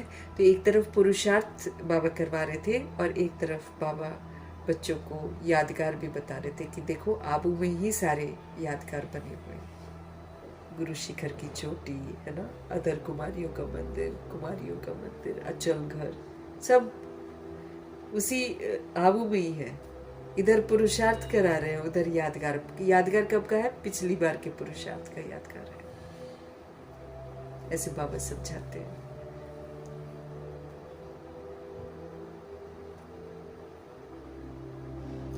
एक तरफ शिव बाबा की पूजा करते रहते हैं, दूसरी तरफ शिव बाबा तुमको पूज्य बना रहे हैं। तुम यहाँ आए हो पूज्य देवता बनने। जो भी देवताओं के पुजारी हैं, वास्तव में वो भी आकर यहाँ ब्राह्मण बनेंगे। धीरे धीरे वृद्धि होती जाएगी। सभी इकट्ठे तो पढ़ ना सके। 16,108 33 करोड़ आत्माएं नंबरवार आती हैं। समय लगता है। कल पहले भी जिन्होंने पढ़ा होगा ना, वही फिर पढ़ेंगे। एक दो को पढ़ाते रहना है, इससे बहुत इम्प्रूवमेंट होता है। दादियाँ ऐसे ही करती थी। हाँ, खुद को भी पढ़ाती थी बैठकर, खुद का टीचर बनकर खुद को भी पढ़ाती थी, दीवारों को पढ़ाते थे वो लोग जब शुरू में बहुत सारे लोग नहीं होते थे तो।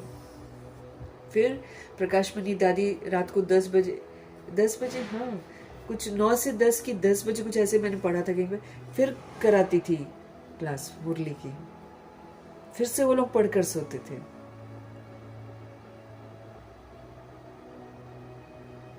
इससे इम्प्रूवमेंट होती, दादियां खुद को इम्प्रूव करती थी ऐसे पढ़ पढ़ा कर। तो हम पढ़कर एक्चुअली हम इम्प्रूव करते हैं।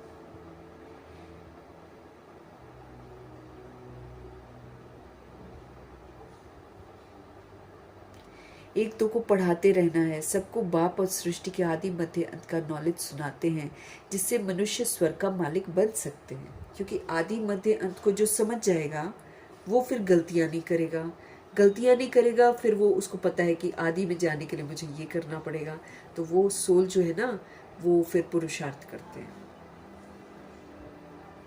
तो आदि मध्य अंत का नॉलेज सुनाते हैं, जिससे मनुष्य स्वर्ग का मालिक बन सकते हैं। सो आकर समझो, तुम बच्चों की बुद्धि में है कि ये नाटक कैसे चक्र लगाता है। कहानी कोई लाखों वर्ष की तो नहीं सुना सकते हैं ना, ये 5000 वर्ष का नाटक है, जिसका बाबा कहते तुम जानते हो 5000 वर्ष पहले क्या था, किसका राज्य था। भारत में हम पूज्य देवी देवताओं का राज्य था, जो पूजनीय सोल्स थी उनका राज्य चलता था।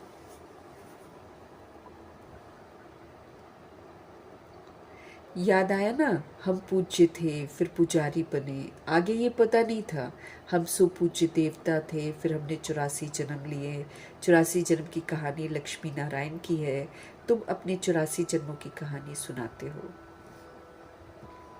उनको तो अपनी कहानी बैठ लिखने में बहुत समय लगता है, तुम 1 मिनट में 84 जन्मों की कहानी बता सकते हो। मतलब सत्य जो बाबा सुनाते हैं बहुत इजी है, सत्य की हिस्ट्री ज्योग्राफी बहुत इजी है, झूठ ही कॉम्प्लिकेटिंग है।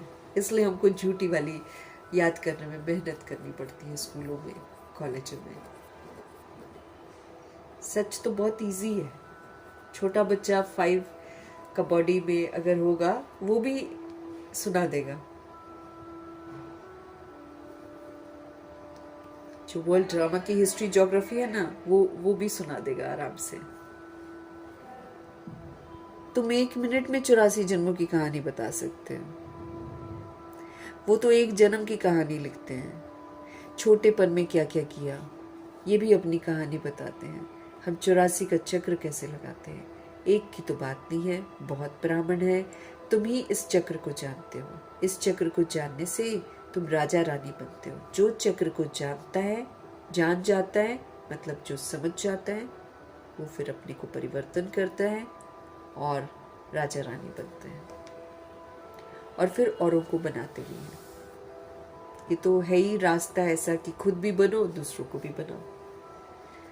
भक्ति भी भारतवासियों जैसी कोई नहीं करते हैं, और जो भी मठपंथ धर्म आदि है ना वो हमारे भक्ति के समय स्थापन होते हैं।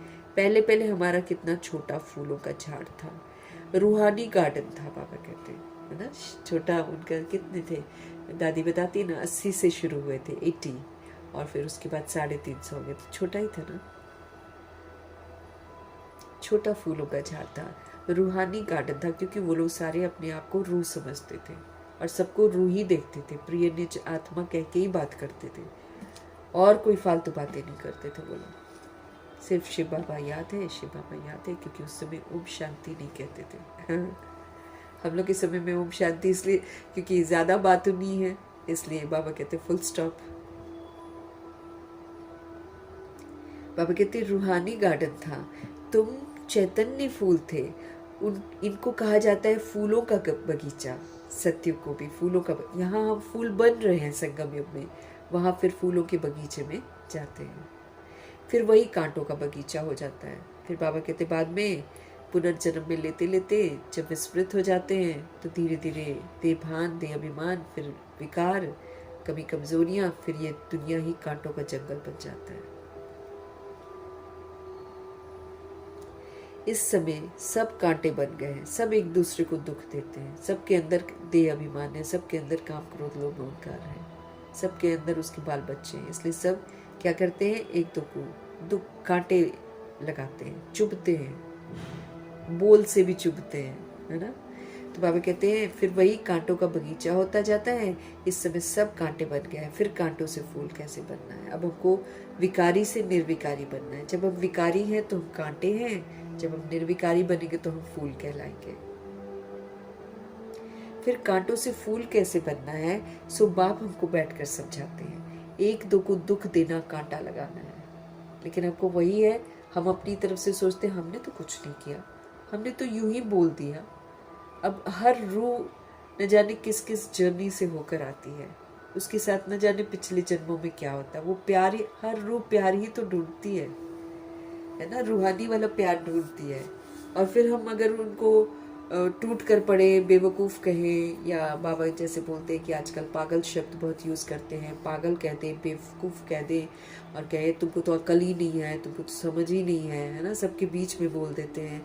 उस दूसरी रूह को कितना लगता होगा हमको नहीं पता चलता है। हम तो बोलते हैं हमने यूं ही बोल दिया। अब यूं ही बोल दिया तो उसके मन में कितना, अब कितने बच्चे लोग इतना कभी कभी झटके लगते हैं ना तो सुसाइड कर लेते हैं। अब किसके मन को क्या लगता है पता नहीं चलता ना। इसीलिए बाबा हमको बोलते हैं कि कम बोलो तुम, क्योंकि ज़्यादा बोलने से भी हमारे पाप कर्म बन जाते हैं।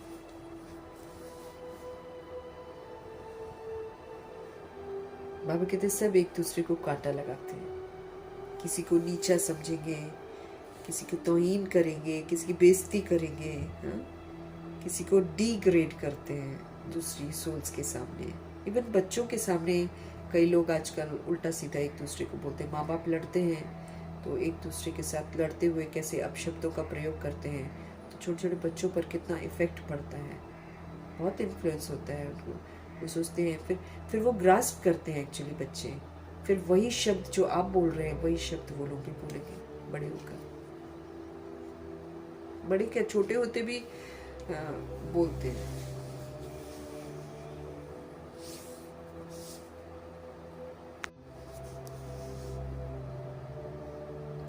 एक तो को दुख देना कांटा लगाना है, चुभते हैं फिर दूसरों को। Student life is the best कहा जाता है, कहते हैं ना दुनिया में भी student life is the best. अब वो वाली student life is the best तो मैं नहीं कहती, लेकिन ये वाली जो गॉडली स्टूडेंट लाइफ है ये ज़रूर बेस्ट है। क्योंकि वो स्टूडेंट लाइफ में तो बंकिंग किया, मूवी देखा, घुमा फिरा, गलत बातें भी करी, दिस दैट बहुत कुछ होता है, तो उस लाइफ को तो बेस्ट लाइफ क्या बोलेंगे। लेकिन ये जो गॉडली स्टूडेंट लाइफ है, this is the best life. इसी के लिए यादगार में बोल देते हैं कि वो लाइफ अच्छी है, वो बहुत अच्छी होती है। बच्चे बच्चियाँ बड़ी खुशी में पढ़ते रहते हैं स्कूलों में, है ना। आजकल थोड़े स्कूल गड़बड़ हो गए हैं कि गोलियाँ भी चल जाती हैं, चाकू भी चल जाते हैं, बर्दाश्त नहीं कर पाते हैं सोल्स। बहुत सारी गेम्स खेलते हैं, वो गेम्स से उनके अंदर में गुस्सा पैदा हो जाता है, क्योंकि गेम्स भी तो खुराफाती है ना आजकल। तो वो जो गुस्सा होता है वो सहन नहीं कर पाते हैं। तो देखो स्कूलों में भी जब बर्दाश्त नहीं होता है, थोड़ा सा तू मैं होती है और जान से मार देते हैं, मेट्रो में मार देते हैं, एक दो के साथ सीट के लिए लड़ाई हो गई, चाहे कुछ के लिए उसमें उनके पास हथियार भी होते हैं, गजब की बात है, और मार देते हैं। कार्मिक अकाउंट्स की मुलाकात हो रही है आपस में कोई भी कुछ भी कहीं भी कर देता है। जब मतलब पहले वाली लाइफ, स्कूल लाइफ फिर भी बेस्ट थी। अब वाली में थोड़ा टीचर स्टूडेंट रिलेशनशिप भी अच्छे नहीं है, और वैसे भी क्योंकि सब वैरायटी सोल्स आती है ना, किसके घर में कैसा वायुमंडल है, किसके घर में कैसा वायुमंडल है, उसका प्रभाव बच्चों पर है, इसलिए फिर बच्चे वैसा करते हैं। बच्चे बच्चियाँ बड़ी खुशी से, पहले लोग खुशी खुशी से पढ़ते रहते थे, अब तो स्कूल ही बंद होते रहते हैं आए दिन। अब क्या है, शादी की और एक दो को कांटा लगाना शुरू किया। अब हमको पता चलता है कि शादी के बाद हम एक्चुअली दुख देते हैं एक दूसरे को। विकार में जाना मतलब दुख खरीदना अपने लिए। सतयुग में कोई कांटा नहीं लगाता, वहां भी स्वयंवर होता है, वहां तो स्वयंवर होता है, लेकिन लक्ष्मी नारायण जी कभी कांटा थोड़ी लगाते हैं, विकार में नहीं जाते हैं, ना किसी की बॉडी, ना एक दूसरे की बॉडी को देखते हैं। बस रूह ऊपर से आती है, उसको लक्ष्मी जी थोड़ा समय अपने शरीर में जगह देती हैं। उसके बाद जैसे उसका शरीर थोड़ा सा बड़ा हो जाता है, पेट की परत पर आ जाता है, दासी उठा लेती है। नो गंदगी, नथिंग, क्योंकि महल होता है, बॉडी महल होता है, इतना क्लीन, इतना सुंदर होता है, खुशबूदार बॉडीज होती है।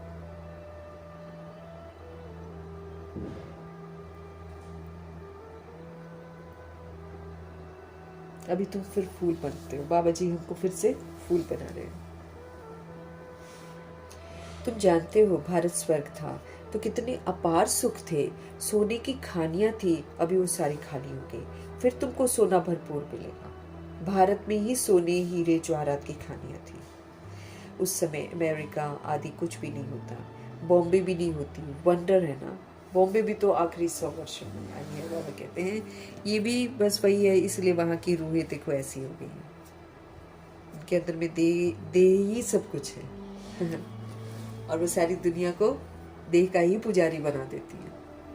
उन्हीं को देखकर तो आज का यूथ अपनी बॉडी को देखता है, बॉडी बनाने की कोशिश करता है।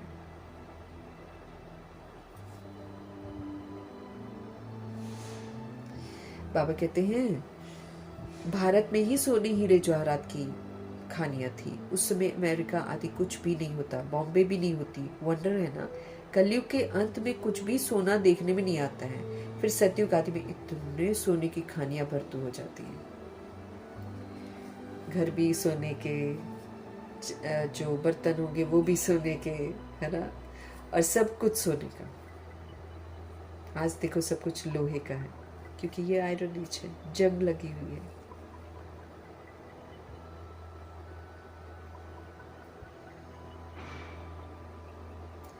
सोने के महल बन जाते हैं। वंडर है ना, यहाँ देखो किचड़ा सब इधर उधर का टूटा फूटा भी ले आते हैं, कहीं पर कुछ मलबा गिरा होता है वो भी लाकर, वो भी बिल्डिंगों को बनाने में लगा रहे हैं, अपने अपने घरों को बनाने के लिए भी बहुत कुछ, उसकी भी कीमत है, वो भी ला रहे, वो भी लगा रहे। ईंटें हैं बस, है ना, ईंट सीमेंट का घर बनाते, लेकिन उस पर इंसान कितना इतराता है, बहुत इतराता है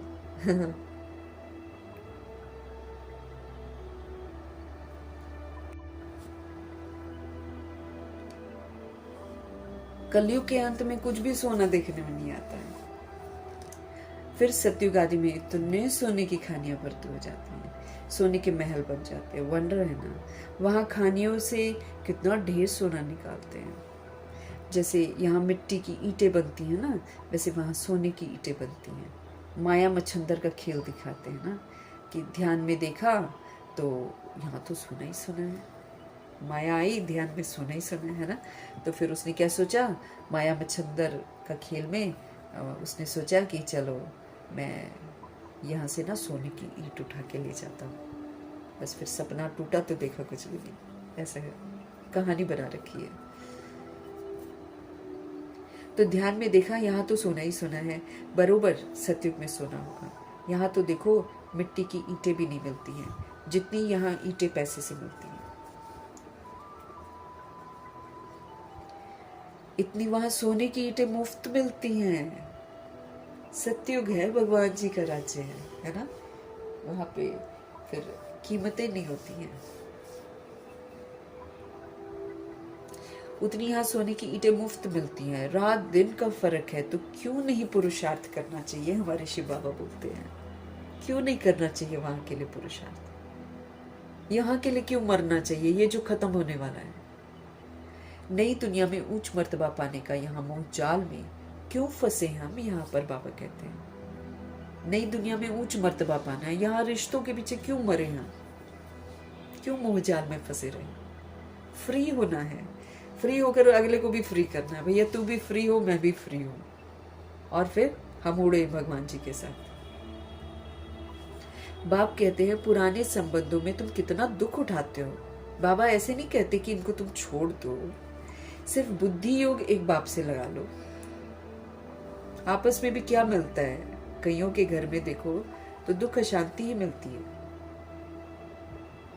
कईयों के युगल गालियां देते हैं, और जो वाइफ होती है उसको कुछ समझते ही नहीं है, उसकी कहीं भी धज्जियाँ उड़ा देंगे कुछ भी बोलकर उसको।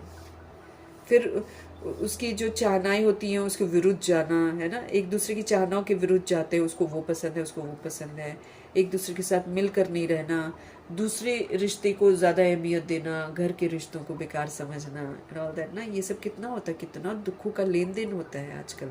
आजकल तो रिश्ते वैसे ही दुखदाई हो गए हैं। सब क्यों शादी करने के बाद सब सोचते हैं नहीं की होती तो अच्छा था। क्योंकि शादियों में सुख नहीं है,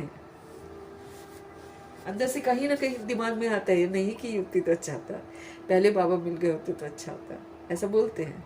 लेकिन जो कार्मिक अकाउंट बना है उसमें बंधना तो बंध जाते हैं हम लोग जाने अनजाने में। बाबा कहते हैं दुख भी मिलता है, कितनी सारी सोल्स रोती हैं, रोकर फिर करवा चौथ कर रही होती हैं, फिर उसको पति को परमेश्वर समझ रही होती हैं, उसके पैर छू रही होती है, आरतियां उतार रही होती हैं। आई हैव सीन इतनी गालियां, इतना मारते हैं, इतना गाली देते हैं। मैंने पिटते हुए उसको देखा, मैंने गाली खाते हुए उसको देखा, फिर देखो तो सज धज कर करवा चौथ कर रही है।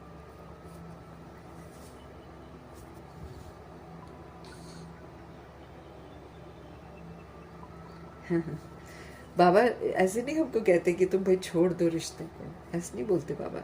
सिर्फ तुम बुद्धि का योग ना वहां से हटा दो, उनसे एक्सपेक्टेशन करना छोड़ दो, अब भगवान जी के साथ बुद्धि का योग लगा दो, उनको बनाओ साजन, उनको बनाओ अपना सर्व रिश्ता, वो सब सुख देंगे हमको।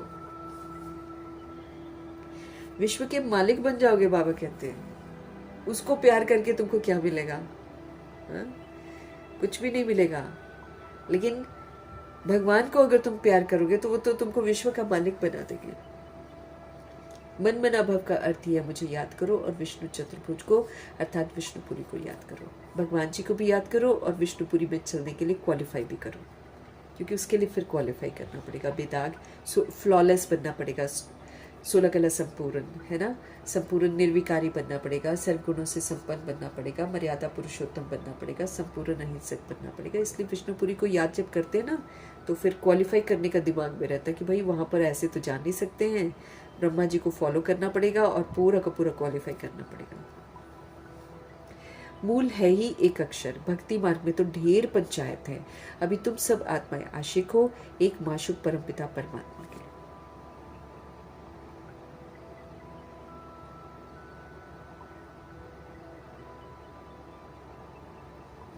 अभी तुम सब आत्माएं आशिक हो एक माशुक परमपिता परमात्मा के, वो तुमको सुखधाम का मालिक बनाते हैं,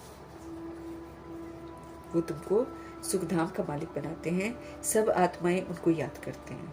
तुम रूहानी आशिक, रूहानी माशुक के एक ही बार बनते हैं। कल्प में एक ही बार है ये आशिकी जो हम कर सकते हैं सच्चे माशुक के साथ। तो बाबा कहते हैं सब आत्माएं उनको याद करते हैं। तुम रूहानी आशिक हो, मतलब रूह जो है वो आशिक है किसकी? रूहानी माशुक की, वो भी सुप्रीम रूह है। यहाँ बॉडी का सिस्टम बीच में नहीं आना चाहिए, बॉडी का भान नहीं होना चाहिए। एक ही बार बनते हो तुम रूहानी आशिक, बाबा कहते हैं। बाकी तो सब मनुष्य हैं जिस्मानी आशिक माशुक। अभी बेहद के आशिकों को बेहद का माशुक आकर मिला है। उनको कहते भी है आओ आकर हमको पतित से पावन बनाओ। एक को ही तो पुकारते हैं। तुम जानते हो हमारी आत्मा पतित बनी है, इसलिए पुकारते हैं पतित पावन आओ। कुंभ का मेला लगता है ना, कितने जाकर गंगा स्नान करते हैं, फायदा कुछ भी नहीं, कुछ भी फायदा नहीं। सब वैसे के वैसे कल्प्रिट और पाप आत्मा बनते रहते हैं, उल्टा पानी को भी गंदा कर देते हैं। फायदा कुछ भी नहीं है, पावन कोई भी बनता नहीं। अभी बाप आकर ज्ञान वर्षा हम पर कर रहे हैं, समझ दे रहे हैं और इसमें स्नान करना है और प्योर बनना है। तुम्हारे ऊपर ज्ञान की वर्षा हो रही है, जिससे फिर कांटों का जंगल फूलों का बगीचा बन जाएगा। जैसे जैसे हमारे अंदर में समझ आती जाएगी, जैसे जैसे हम अपने कांटों से मुक्त होते जाएंगे, वैसे वैसे हम फूल बनते जाएंगे, फिर हम फूलों के बगीचे में जाएंगे। तुम जानते हो हमारा जब राज्य होगा तो वहां कोई पतित होगा ही नहीं, सारे विश्व पर ज्ञान वर्षा हो जाती है। सब कुछ हरा भरा हो जाता है, खानियाँ भी हीरे ज्वारों की नहीं बन जाती हैं। अब तुम बच्चों को कितना खुशी में रहना चाहिए। तुम जानते हो, हमारा जब राज्य होगा तो वहाँ कोई पतित होगा ही नहीं, सारे विश्व पर ज्ञान वर्षा हो जाती है, सब कुछ हरा भरा हो जाता है, खानियाँ भी हीरे जवाहरों की नहीं बन जाती हैं। और अब तुम बच्चों को कितना खुशी में रहना चाहिए। सम्मुख देखते हो, बेहद का बाप बैठकर हमको हर बात समझाते हैं कि तुम मुझे याद करो, तो क्या होगा, तुम्हारे पाप कर्म सारे विनाश हो जाएंगे। भले तुम कहाँ भी बैठो, स्नान करो, बुद्धि में बाप की याद रहे, नहाते समय भी बाबा याद रहे। और वहाँ तो याद करने की फुर्सत है नहीं, बाबा कहते स्नान करो, बुद्धि में बाप की याद रहे, वहाँ तो याद करने की फुर्सत है। बाप को जितना याद करेंगे उतनी कमाई है। मधुबन में तो याद कर सकते हैं, वहाँ तो कोई काम नहीं है। अगर थोड़ा सेवा भी करते तो उसमें भी तो याद में हमको रहना है वहाँ पे।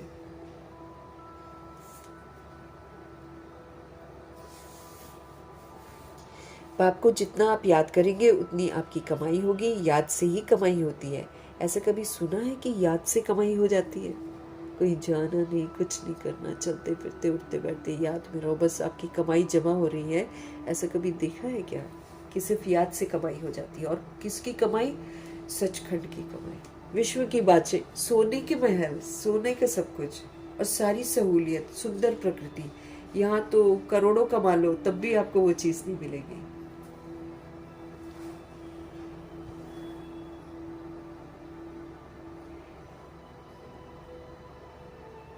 ऐसे कभी सुना है कि याद से कमाई होती है? कितनी बड़ी कमाई है। तुम विष्णुपुरी के मालिक बन जाएंगे। तुम जानते हो, हम आत्माओं का बाप निराकार है, उसने इस शरीर का आधार लिया है। भागीरथ का भी वर्णन है ना, भागीरथ का भी वर्णन है। भाग्यशाली रथ, जिस रथ पर परमपिता परमात्मा की जिस रथ पर परमपिता की परम आत्मा सवार होती है। आत्मा का रथ जब तैयार होता है तो झट आत्मा आकर प्रवेश करती है। बाप को तो इस रथ में आकर सिर्फ नॉलेज ही देनी है। इनके भी बहुत जन्मों के अंत के जन्म में जब ये वानप्रस्थ अवस्था होती है, तब बाप कहते हैं मैं आकर इनमें प्रवेश करता हूँ अथवा इस रथ में विराजमान होता हूँ। बाकी कोई घोड़े गाड़ी के रथ की बात नहीं है। अभी तुमको ये ज्ञान मिला है, बाप बैठकर हमें सारी बातें सम्मुख में समझाते हैं और तुमको तो बहुत खुशी होनी चाहिए। बाबा कहते हैं आईसीएस का इम्तिहान पढ़ते हैं तो बड़ा नशा रहता है, वो होता है सबसे ऊंच इम्तिहान। तुम्हारी भी ये पढ़ाई है, ये भगवान की पाठशाला है, यहाँ पास विद ऑनर की डिग्री लेनी है हमको। अब प्रश्न उठता है भगवान जी कौन है? क्या श्री कृष्ण या शिव बाबा? सबका भगवान कौन है? सिवाय एक निराकार के सब तो श्री कृष्ण को मानेंगे नहीं। सभी आत्माओं का बाप वो निराकार परमपिता परमात्मा है। और कितने भी देहधारी को अगर आप भगवान कहेंगे, सारी दुनिया उसको स्वीकार नहीं करती है। लेकिन अगर हम एक लाइट को लेते हैं, ज्योति बिंदु को लेते हैं, तो हिंदू मुस्लिम सिख ईसाई सब एक हो जाते हैं। दैट मीन्स जिसमें सब मिलते हैं, जिसको सब कहते हैं कि हाँ भगवान है, वही तो भगवान होगा। जिसमें कोई कह रहा भगवान है, कोई कह रहा नहीं वो तो भगवान नहीं है, तो वो थोड़ी भगवान है। देहधारी वैसे भी भगवान नहीं है। सबका भगवान कौन है? सिवाय एक निराकार के सब तो श्री कृष्ण को मानेंगे नहीं। सभी आत्माओं का बाप ये निराकार परमपिता परमात्मा है। वो सदैव परमधाम में रहते हैं, एक ही बार आते हैं बच्चों को स्वर्ग का मालिक बनाने। तुम जानते हो वही बाबा कल्प कल्प आकर हमको रंग से राव बनाते हैं। भारत अब रंग है ना, फिर दूसरे जन्म में क्या बनना है? तुमको सब साक्षात्कार हुए हैं, विनाश का भी साक्षात्कार किया है, स्थापना का भी आपने किया है। तो भगवानुवाच मैं तुमको राजाओं का राजा बनाता हूँ। वो राजा जो देवी देवताओं की पूजा करते हैं, है ना, उन राजाओं का भी राजा बाबा बनाते हैं। सत्युग के जो राजा होते हैं ना, उन्हीं की जड़ मूर्तियां बनाकर लोग पूजा करते हैं। तुमको राजाओं का भी राजा मैं बनाता हूँ। बहुत दान पुण्य करने से कोई को अल्पकाल का सुख मिल जाता है। राजाओं के पास जन्म ले फिर फट से मर जाते हैं, कोई गर्भ में भी मर जाते हैं। अभी जितने भूकंप वगैरह आते हैं, चाहे प्लेन क्रैश भी जो हुआ था, नहीं जो है ना प्लेन क्रैश हुआ था, उसमें बच्चा गर्भ में भी था, उसी में मर गया। छोटे बच्चे भी, छोटे बॉडी में भी बच्चे थे, वो भी मर गए। तो कभी भी कोई मर रहा है अब तो, क्योंकि हिसाब किताब तेजी से चुकते हो रहे हैं। कोई गर्भ में भी मर जाते हैं, और राजाओं के पास भी जन्म लेकर फिर फट से मर जाते हैं। कोई लूले लगड़े आजकल पैदा होते हैं, कोई काने बच जाते हैं। तो जैसे कर्म करते हैं ना, फिर वैसा मर्तबा मिलता है। अब तुमको तो राजाओं का राजा बनाते हैं ना, तुम कहते हो बाबा हम बलिहार जाएंगे, हम आप पर कुर्बान जाएंगे, तो जरूर राजाई भी तुम पाएंगे। भारत को महादानी खंड कहा जाता है। यहाँ दान पुण्य बहुत करते हैं। वो फिर शुरू होता है भक्ति मार्ग में। ब्रह्मा जी शुरू करते हैं सबसे पहले। अब बाप तुमको 21 जन्मों के लिए दान देते हैं। ये बात एक जन्म नहीं, 21 जन्मों का। अब तुम बाबा पर बलिहार जाते हो, तन मन धन सब कुछ बाबा को देते हो। अब बाप कहते हैं ट्रस्टी होकर रहो। बाबा कहते हैं आप ट्रस्टी होकर अब रहो, मतलब कुछ भी मेरा नहीं है, सब कुछ परमपिता परमात्मा का है, ऐसा समझकर चीजों को यूज करो, लगाओ मत रखो। अब बाप कहते हैं ट्रस्टी होकर रहो, अपना घर बार भी संभालो, सब शिव बाबा का है, मैं आपका हूँ, आपको ही याद करता हूँ, दिल से सरेंडर करते हैं। बाप कहते हैं भल महल में रहो, घूमो फिरो, मौज बनाओ, सिर्फ मुझे याद करो तो तुम बहुत खुशी में रहोगे, है ना। तुम मुझे याद करो जरूर, क्योंकि याद करेंगे तो बाबा कहते हैं फिर हम गलत काम नहीं करेंगे, गलत तरीके से मौज नहीं बनाएंगे, गलत चीजें नहीं खाएंगे। हम भगवान हटा देंगे, हम याद करेंगे वो हमको हटा देंगे। तो जो रिच लोग हैं ना, साहूकारों को बोल रहे हैं बाबा कि भल महल में रहो, घूमो फिरो, मौज बनाओ, सिर्फ मुझे याद करो तो तुम बहुत खुशी में रहेंगे, क्योंकि सब नंबरवार है। अब दादियों को तो बाबा ने नहीं बोला कि तुम ऐसे खाओ पियो घूमो फिरो मौज बनाओ, दादियों को नहीं बोला। लेकिन डिपेंड करता है ना सभा में कौन बैठे हैं, तरह तरह के बच्चे होते हैं ना, तो फिर बाबा ऐसे बच्चों को फिर बोल देते हैं। हमारे लिए नहीं है कि हम घूमे फिरें और खाए पिए और मौज करें, हमारे लिए नहीं है। हम वही करेंगे जो ब्रह्मा जी करते थे, सिर्फ मुझे याद करो तो तुम बहुत खुशी में रहेंगे। तुम विश्व के मालिक थे, अब फिर तुम पुरुषार्थ कर वो बनते हो। बाप समझाते हैं मीठे मीठे बच्चों, इस योग बल से ही तुम विक्रमाजीत बनेंगे। अच्छा, बाबा क्या बोल रहे थे हमको? बाप समझाते हैं मीठे मीठे बच्चों, इस योग बल से ही तुम विक्रमाजीत बनोगे। योग लगाएंगे, ताकत मिलेगी, वो ताकत जो है अग्नि का काम करेगी, उससे फिर हम विक्रमों को भी जीत लेंगे और पुराने विक्रम भी मेरे भस्म हो जाएंगे। योग का बल ये मिलेगा ही तब जब आत्मा बनकर परमात्मा को याद करेंगे। उसके बिना नहीं मिलता है हमको। उसके बिना बैठे रहो, घंटों बैठे रहो, न विक्रम विनाश होंगे और न हम विक्रमों को जीतेंगे, मतलब दोबारा हमसे कोई विक्रम न हो। तो ये बाबा से मेरे को ताकत मिलेगी, बाबा से ही ताकत मिलेगी तो हम आत्मा चार्ज होंगे। अब डिस्चार्ज बैटरी थोड़ी जाएगी सचखंड में, पूरा चार्ज होना पड़ेगा, पूरा पूरा तब होगा जब हम निरंतर बाबा से कनेक्टेड रहेंगे। बाप की याद से तुम विश्व के मालिक बनकर स्मृति दिला रहे हैं। अच्छा, मीठे मीठे सिकिलदे बच्चों प्रति माता पिता बाप दादा का याद प्यार और गुड मॉर्निंग। रूहानी बाप की रूहानी बच्चों को नमस्ते। हम रूहानी बच्चों की भी रूहानी बाप को दिल से, जान से, सिख से, प्रेम से, अदब से, पूरे रिस्पेक्ट से, पूरे रिगार्ड से, पूरी मोहब्बत से, पूरे दिल से प्यार भरी नमस्ते और तहे दिल से मीठे परमपिता परमात्मा जी का धन्यवाद।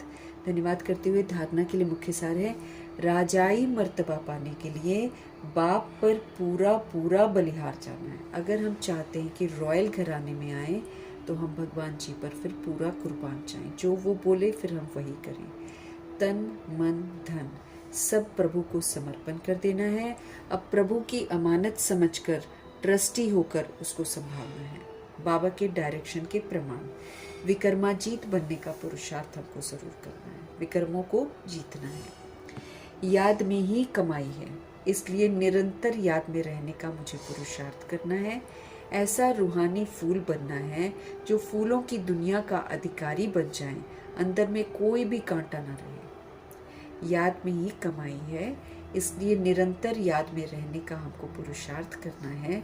ऐसा रूहानी फूल बनना है जो फूलों की दुनिया का अधिकारी हम बन जाएं, अंदर में कोई भी कांटा न रहे।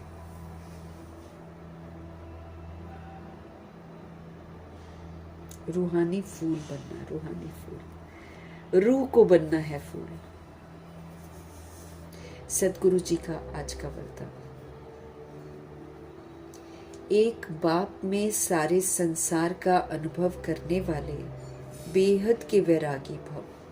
पुरानी दुनिया से बेहद का वैराग, और एक बाबा ही मेरा सारा संसार है, उन्हीं में सारे संसार का अनुभव करना। बेहद के वैरागी वही बन सकते हैं जो बाप को ही अपना संसार समझते हैं। जिनका बाप ही संसार है वो फिर अपने संसार में ही रहेंगे, मतलब बाबा की दुनिया में ही रहेंगे, दूसरे में जाएंगे ही नहीं। देखो अभी बाबा बोल रहे ना, खाओ पियो मौज करो जो करो, है ना। अभी देखो ये कौन है, हाँ। बाबा कह रहे हैं वो जिनका बाप संसार है ना, वो नहीं घूमेगा इधर उधर, जाएगा, उसको इंटरेस्ट ही नहीं आएगा। तो जिनका बाप ही संसार है ना, वो अपने संसार में ही रहेंगे, दूसरे में वो जाएंगे ही नहीं, किनारा स्वतः ही हो जाएगा। संसार में व्यक्ति आते हैं, संसार में वैभव आते हैं, सब कुछ आता है। बाप की संपत्ति सो अपनी संपत्ति।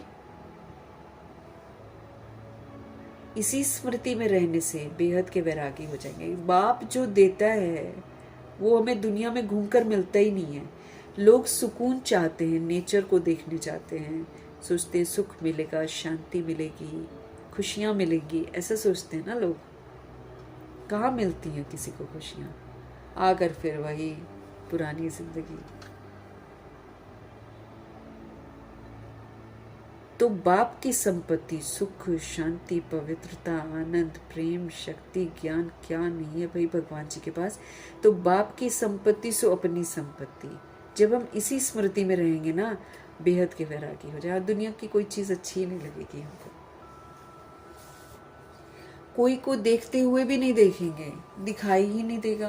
भगवान जी मेरे संसार हो गए ना, तो फिर भगवान जी मुझे दिखने चाहिए। कोई को देखते हुए भी नहीं देखेंगे, दिखाई ही नहीं देगा। तो एक बाप में सारे संसार का अनुभव करने वाले बेहद के वैरागी भव। अब हमको इस पुरानी दुनिया की कोई चीज की चाहना नहीं होनी चाहिए। बेहद के वैरागी वही बन सकते हैं जो बाप को ही अपना संसार समझते हैं। जिनका बाप ही संसार है वो अपने संसार में ही रहेंगे, दूसरे में जाएंगे ही नहीं, तो अपने आप किनारा स्वतः ही हो जाएगा। संसार में व्यक्ति होते हैं, संसार में वैभव होता है, सब आ जाता है, लेकिन बाप की संपत्ति, शिव बाबा की संपत्ति सो अपनी संपत्ति। इसी स्मृति में रहने से बेहद के वैरागी हो जाएंगे। जो बाप से मिलता है वो हमको कहीं से नहीं मिल सकता है। बस हम पैसे खर्च करके आ जाएंगे, मिलेगा हमको कुछ भी नहीं। इसलिए कहीं भी बिना घूमे अगर हम बाबा के संसार में हैं तो हम वो सब कुछ अनुभव कर सकते हैं जो हम बाहर जाकर अनुभव करना चाहते हैं। तो इसी स्मृति में रहने से हम बेहद के वैरागी हो जाएंगे, क्योंकि भगवान से जो मिल रहा है कहीं से भी नहीं मिल सकता। तो बाहर से हम कोई चाहना ही नहीं रखेंगे, कोई को देखते हुए भी नहीं देखेंगे, दिखाई ही नहीं देगा, क्योंकि भगवान दिखाई दे रहा है ना। तो जिसको भगवान दिखाई दे रहा है, जिसको भगवान का संसार दिखाई दे रहा है, वो उसको बाहर की कोई चीज ही दिखाई नहीं देगी। जैसे मातेश्वरी जी कहीं भी जा रही होती थी, देखते हुए नहीं देखती थी वो किसी भी चीज को। कोई कहता भी था तो देखो तो मम्मा यही बोलती थी, क्या है कलयुग में देखने लायक, नहीं देखती थी मम्मा। तो बाबा के, मम्मा का संसार तो बाबा ही थे, इसलिए वो बाबा को ही देखती थी, बाबा को ही सुनती थी, बाकी सब कुछ तो देखते हुए नहीं देखती थी। सिर्फ क्लास है तो क्लास में बच्चों को मुरली के समय में कुछ समझाना है, समझा देती थी। पोता मिल्क शेक हो रहा है तो कुछ बता देती थी।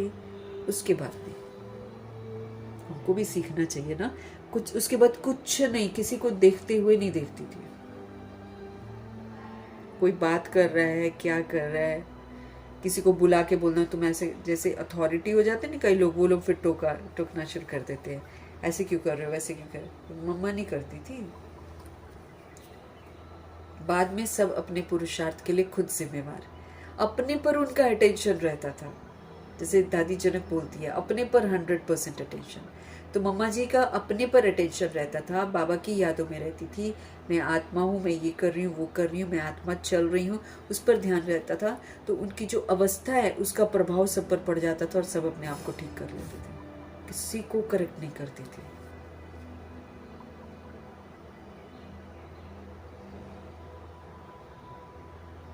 खाना भी प्रसाद की तरह खाती थी, इधर उधर नहीं देखना, बस जो बाबा ने दिया वो खाना और प्रसाद के रूप में खाना, थोड़ा खाना और बाबा की यादों में खाना।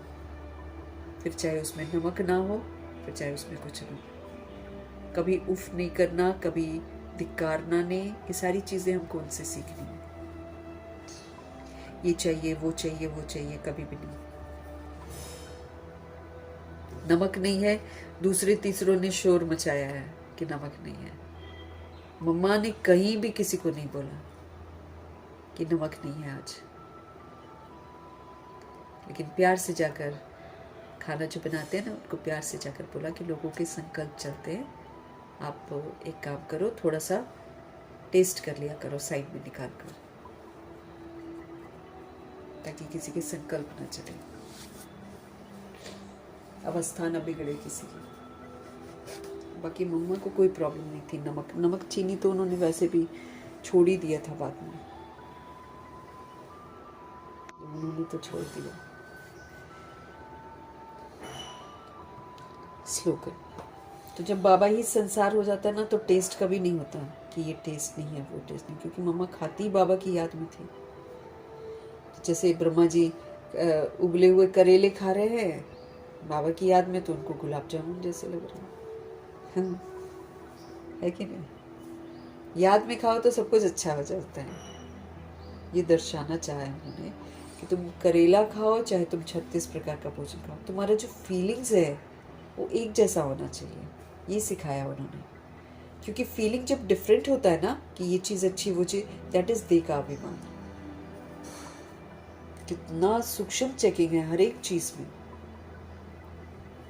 पावरफुल स्थिति का अनुभव करना है तो एकांत और रमणीकता का बैलेंस रखो। एकांत भी हो और रमणीकता भी हो। रमणीकता मीन्स इंटरेस्टिंग, है ना, ऐसा नहीं कि बोरिंग टाइप का लगे, लेकिन एकांत में भी रहना, एक के अंत में रहना, लेकिन मिलनसार। जैसे ब्रह्मा जी थे, एकांत के बड़े प्रेमी थे, लेकिन जहाँ किसी से मिलना है तो मिलनसार भी थे।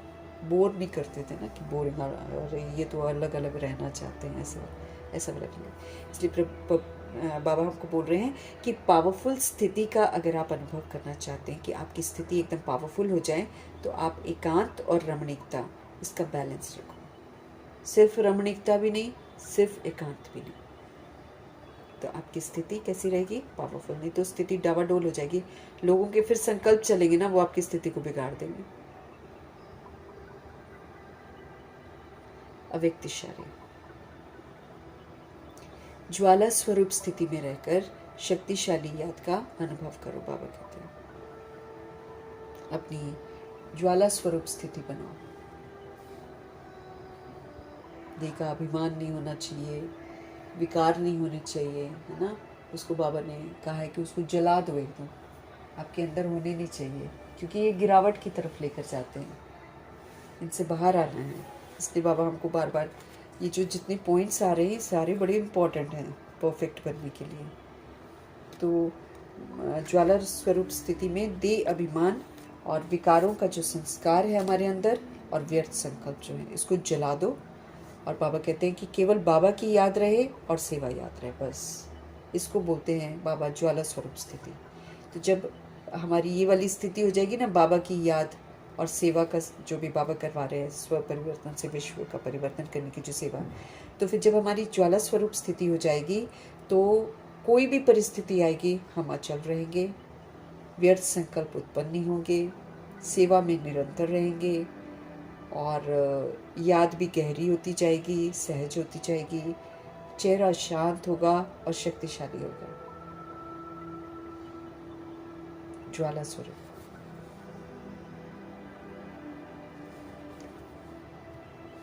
जैसे किला बांधा जाता है ना, जिससे प्रजा किले के अंदर सेफ रहे। पहले राजा लोग होते थे जब द्वापर युग में, तो वो लोग किले बनाते थे ना, ऊंचे ऊंचे किले, उसके अंदर प्रजा रहती थी। तो जैसे किला बांधा जाता है जिससे प्रजा किले के अंदर सेफ रहे। एक राजा के लिए कोठरी नहीं बनाते हैं, किला बनाते हैं। आप सभी भी स्वयं के लिए, साथियों के लिए, अन्य आत्माओं के लिए ज्वाला रूप याद का किला बांधो। आप सभी भी अपने लिए भी, साथियों के लिए भी और अन्य आत्माओं के लिए भी ज्वाला रूप याद का किला बांधो। वो एक बाप की याद, बस वो वाला किला बांधो। याद की शक्ति की ज्वाला हो तो हर आत्मा सेफ्टी का अनुभव करेगी। हर सोल जो है ना, ऐसा अनुभव करेगी जैसे कि वो सेफ है, क्योंकि वो याद जो हम कर रहे हैं ना, वो याद का पावर सब तक पहुंचेगा, जो महसूस कराएगा कि हम सुरक्षित हैं। तो जैसे किला बांधा जाता है, जिससे कि प्रजा किले के अंदर जो है सेफ रहे। एक राजा के लिए कोठरी नहीं बनाते हैं, किला बनाते हैं। आप सभी भी स्वयं के लिए, साथियों के लिए और दूसरी सोल्स के लिए ज्वाला रूप याद का किला बांधो। तो याद की जो ताकत है, उसकी जो ज्वाला है, तो उस ज्वाला के कारण हर आत्मा जो है सेफ्टी का अनुभव करेगी। हर आत्मा सेफ्टी का अनुभव करेगी। मीठे प्यारे शिव बाबा का धन्यवाद करेंगे, ब्रह्मा माँ का धन्यवाद, जगदम्बा माँ का धन्यवाद, गुलजार दादी जी का धन्यवाद, अष्टरत्न का धन्यवाद, नवग्रहों का धन्यवाद, एडवांस पार्टी की सारी सोल्स का धन्यवाद, 5 तत्वों का धन्यवाद, एडवांस पार्टी की सारी सोल्स का धन्यवाद, बची हुई जितनी भी आत्माएं हैं उनका भी धन्यवाद, 5 तत्वों का धन्यवाद, ड्रामा का धन्यवाद, प्रकृति का धन्यवाद, माया का धन्यवाद, यमदूत का धन्यवाद, करोड़ों की आबादी का धन्यवाद, साधनों का धन्यवाद, साधन बनाने वालों का धन्यवाद, साथ में रहने वाली सोल्स का धन्यवाद, सहयोगी आत्माओं का धन्यवाद, अविनाशी खजानों का धन्यवाद, समय का धन्यवाद, पूरे यूनिवर्स का धन्यवाद, शरीर रूपी इंस्ट्रूमेंट का धन्यवाद। आप सभी सोल